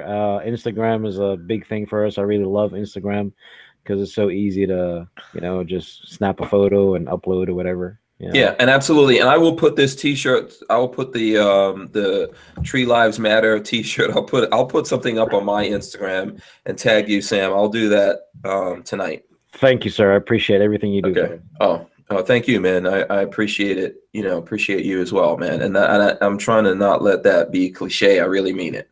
Oh, absolutely. I mean it as well, brother. I really do. Awesome. Yeah. Okay, Kevin, Diximus Maximus. What do you? What's going on here? I'm going to, and I'm going to be short with this, but so let's get the social media out the way. So, guys, once again, I humbly ask for your help to not only just grow the channels, but grow the mission. I don't know if you guys know, but due to even help by Hank Strange and some other people, but Hank has been real instrumental. Sometimes you don't know what you're doing, but the movement of aiming for the truth is really, really taking off. So part of that going forward with the conversations we're having with people is going to be big social media numbers. I don't have to convince people that the program's good. The evidence is in when they spent $10,000 coming to make sure that it got aired. So I don't have to convince you of that. But please make sure that you're supporting that NOC Firearms channel on YouTube. If you wouldn't mind, please go over to Facebook. It's NOC Firearms Training on Facebook. Also, we've switched over from my personal page. I'm trying to drive everybody to the new public figure page. That's KD of NOC, KD of NOC, and on Instagram at NOC Firearms Training. So if you could, and remember, guys, that little blue bar on Facebook that says invite your friends, I beg of you, I plead humbly to please, spend 15 seconds and share that out, and do that for Force Your Freedom and do it for Hank as well. That little blue bar, just share it out to your friends, let them pick up on it, let them grab it. If you find it in your heart to help out financially for the movement of changing lives and bridging gaps, Patreon /NOC Firearms. As far as what we got coming up, I won't let the cat totally out the bag, but I will tell you this, because Hank, you'll probably get a kick out of it. Remember the rant video? Okay. Yes, I do. Yeah, the rant video, Sam. I don't know if you've watched it, but if you want 7 minutes of entertainment, Kevin's rant. Hank got a great Homer Simpson thing that he put up on it, but it's entertaining to say the least. But it was real passionate. It was real, man. It was real. Huh? Yeah. I'm always up for 7 minutes of entertainment. It's something to watch. But it was really just ask my wife. 7 minutes, huh? You could go that long. That's long distance. What it did though, that video, which ties into what we got coming up, that video did it did a lot of good, because it woke some people up. So I had a lot of folks reach out, and so I was planning at least a 5-city movement next year. I immediately got calls for 3 more. Awesome. Awesome. I'm really happy about that, man. I hope it does like even more than that, and hopefully you continually being on here does more, more for you and your cause. And guys have been asking, how can you help? I will tell you this, man, and I don't mean to be long, and I'm going to let us off of here, but look, all you guys watching, whether we agree on everything or we don't agree, look, that's not the point. We're grown men. We're going to have difference of opinions, right? We've all lived different lives. Oh, yeah. But I think we all agree that we want to see our community do well, and we want more people involved, right, in the whole freedom. That's why you're watching the show. That's why we're on the panel. It's all about this great movements of what we're doing. So don't just sit there, you know, and say, I wish I could help. Dude, you have more power in you than you know. You have more ability to help with different things than you know. Just reach out and say, you know, not just I wish I could, but no, what can I do? You know, it's things that can be done. For aiming for the truth, the biggest thing is just getting a facility and telling people and help getting bodies in seats. That's really it. You know, it can be a bit of a hustle, but you can help. And you know, you are more powerful than you think. Don't just think you're just a guy and all you can do is watch a video, click a like. You know, dude, there's power in us. You know, it's a lot of, I think Mr. Guns and Gear said it the most. There's more power in what we're doing on social media than any gun organization could hope for, right? So get out there, support, reach out, and don't say, how can I help? Start helping, like, because you have power within you. So long story short, I'll be out in Washington State next week. And after I come back from that, I'll be doing a little event where I'm giving back and helping out with some teens, some troubled teens in Memphis. So I was going to take a complete break, but I saw an ability to help people, so I'm going to do that. I'll be down there helping them in Memphis, and after we come back from Memphis, then I will be on break and kind of settling down, harassing Sam, because he is going to make me shirts for SHOT Show. This is going to happen. Yes, sir. Rocking them. Yes, sir. The SHOT Show shirts must be had. So I can be rocking some Force Freedom shirts, and maybe we can we talk to Sam and get Sam involved in aiming for the truth movement. And that's it, man. And then SHOT Show will be fun. And you know, we got a question about Brown Hills. And yes, I know Hank is working feverishly to make sure the Brown Hills thing happens, and it will happen. Absolutely. Yes, I am. Okay, so very well said, Kevin. Thank you. Sam, thank you for joining, and the music and everything that you do, man. We really appreciate it. Thank you, sir. You know, you know, I want to thank everyone that I usually thank, all the folks that are hanging out in the chat and, you know, that thumbs up the video, that watch these videos. You know, next week, we're going to be back next week for Monday and Tuesday, and then we're going to take our Christmas break. So thank you guys. If you want to help us out, we've got tons of videos.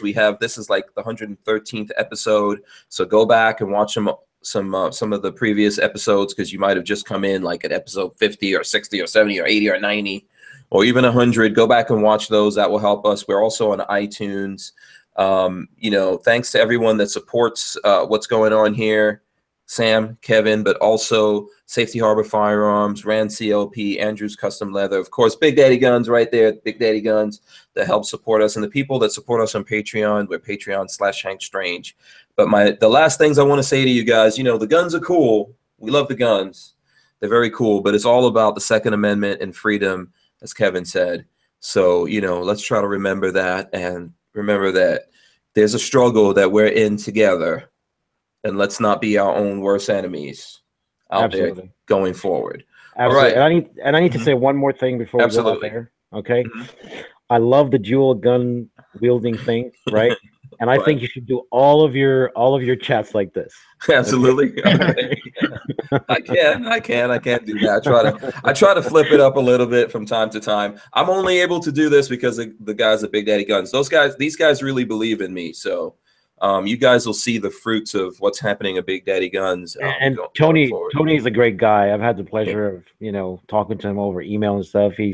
Even over email, he sounds like a great guy. Yeah, he's an awesome dude. And that's what I tell people. You know, even though I complain about some people in the gun community, that's an awesome dude to the gun community. And he's literally only been in it for the same time I have, about 5 years. And he opened up his business and everything that goes on here entirely to Hank Strange, and Lola and I appreciate that, and I'm sure you guys do. And going forward in next year, you guys will see that. And we are trying to do things. I know there's a lot of stuff going on. I try not to like bring it all up, trying to work on it, you know, not talk about our eggs before they're hatched and all that kind of stuff. But we really are working to help the gun community as well. Of course, you know, we're capitalists. We're trying to make a living. This is some real shit out here. Yeah. You know, so we're trying to walk that balance, but really you know, it's about the Second Amendment and freedom for us. It is for me. It is for these guys here on the panel. I'm sure it's for everyone listening to this. It's definitely for Big Daddy Guns. So you guys will see more of that. You know, until next week, Monday, we love you. Peace. We are out of here. I'm going to hit the button right now.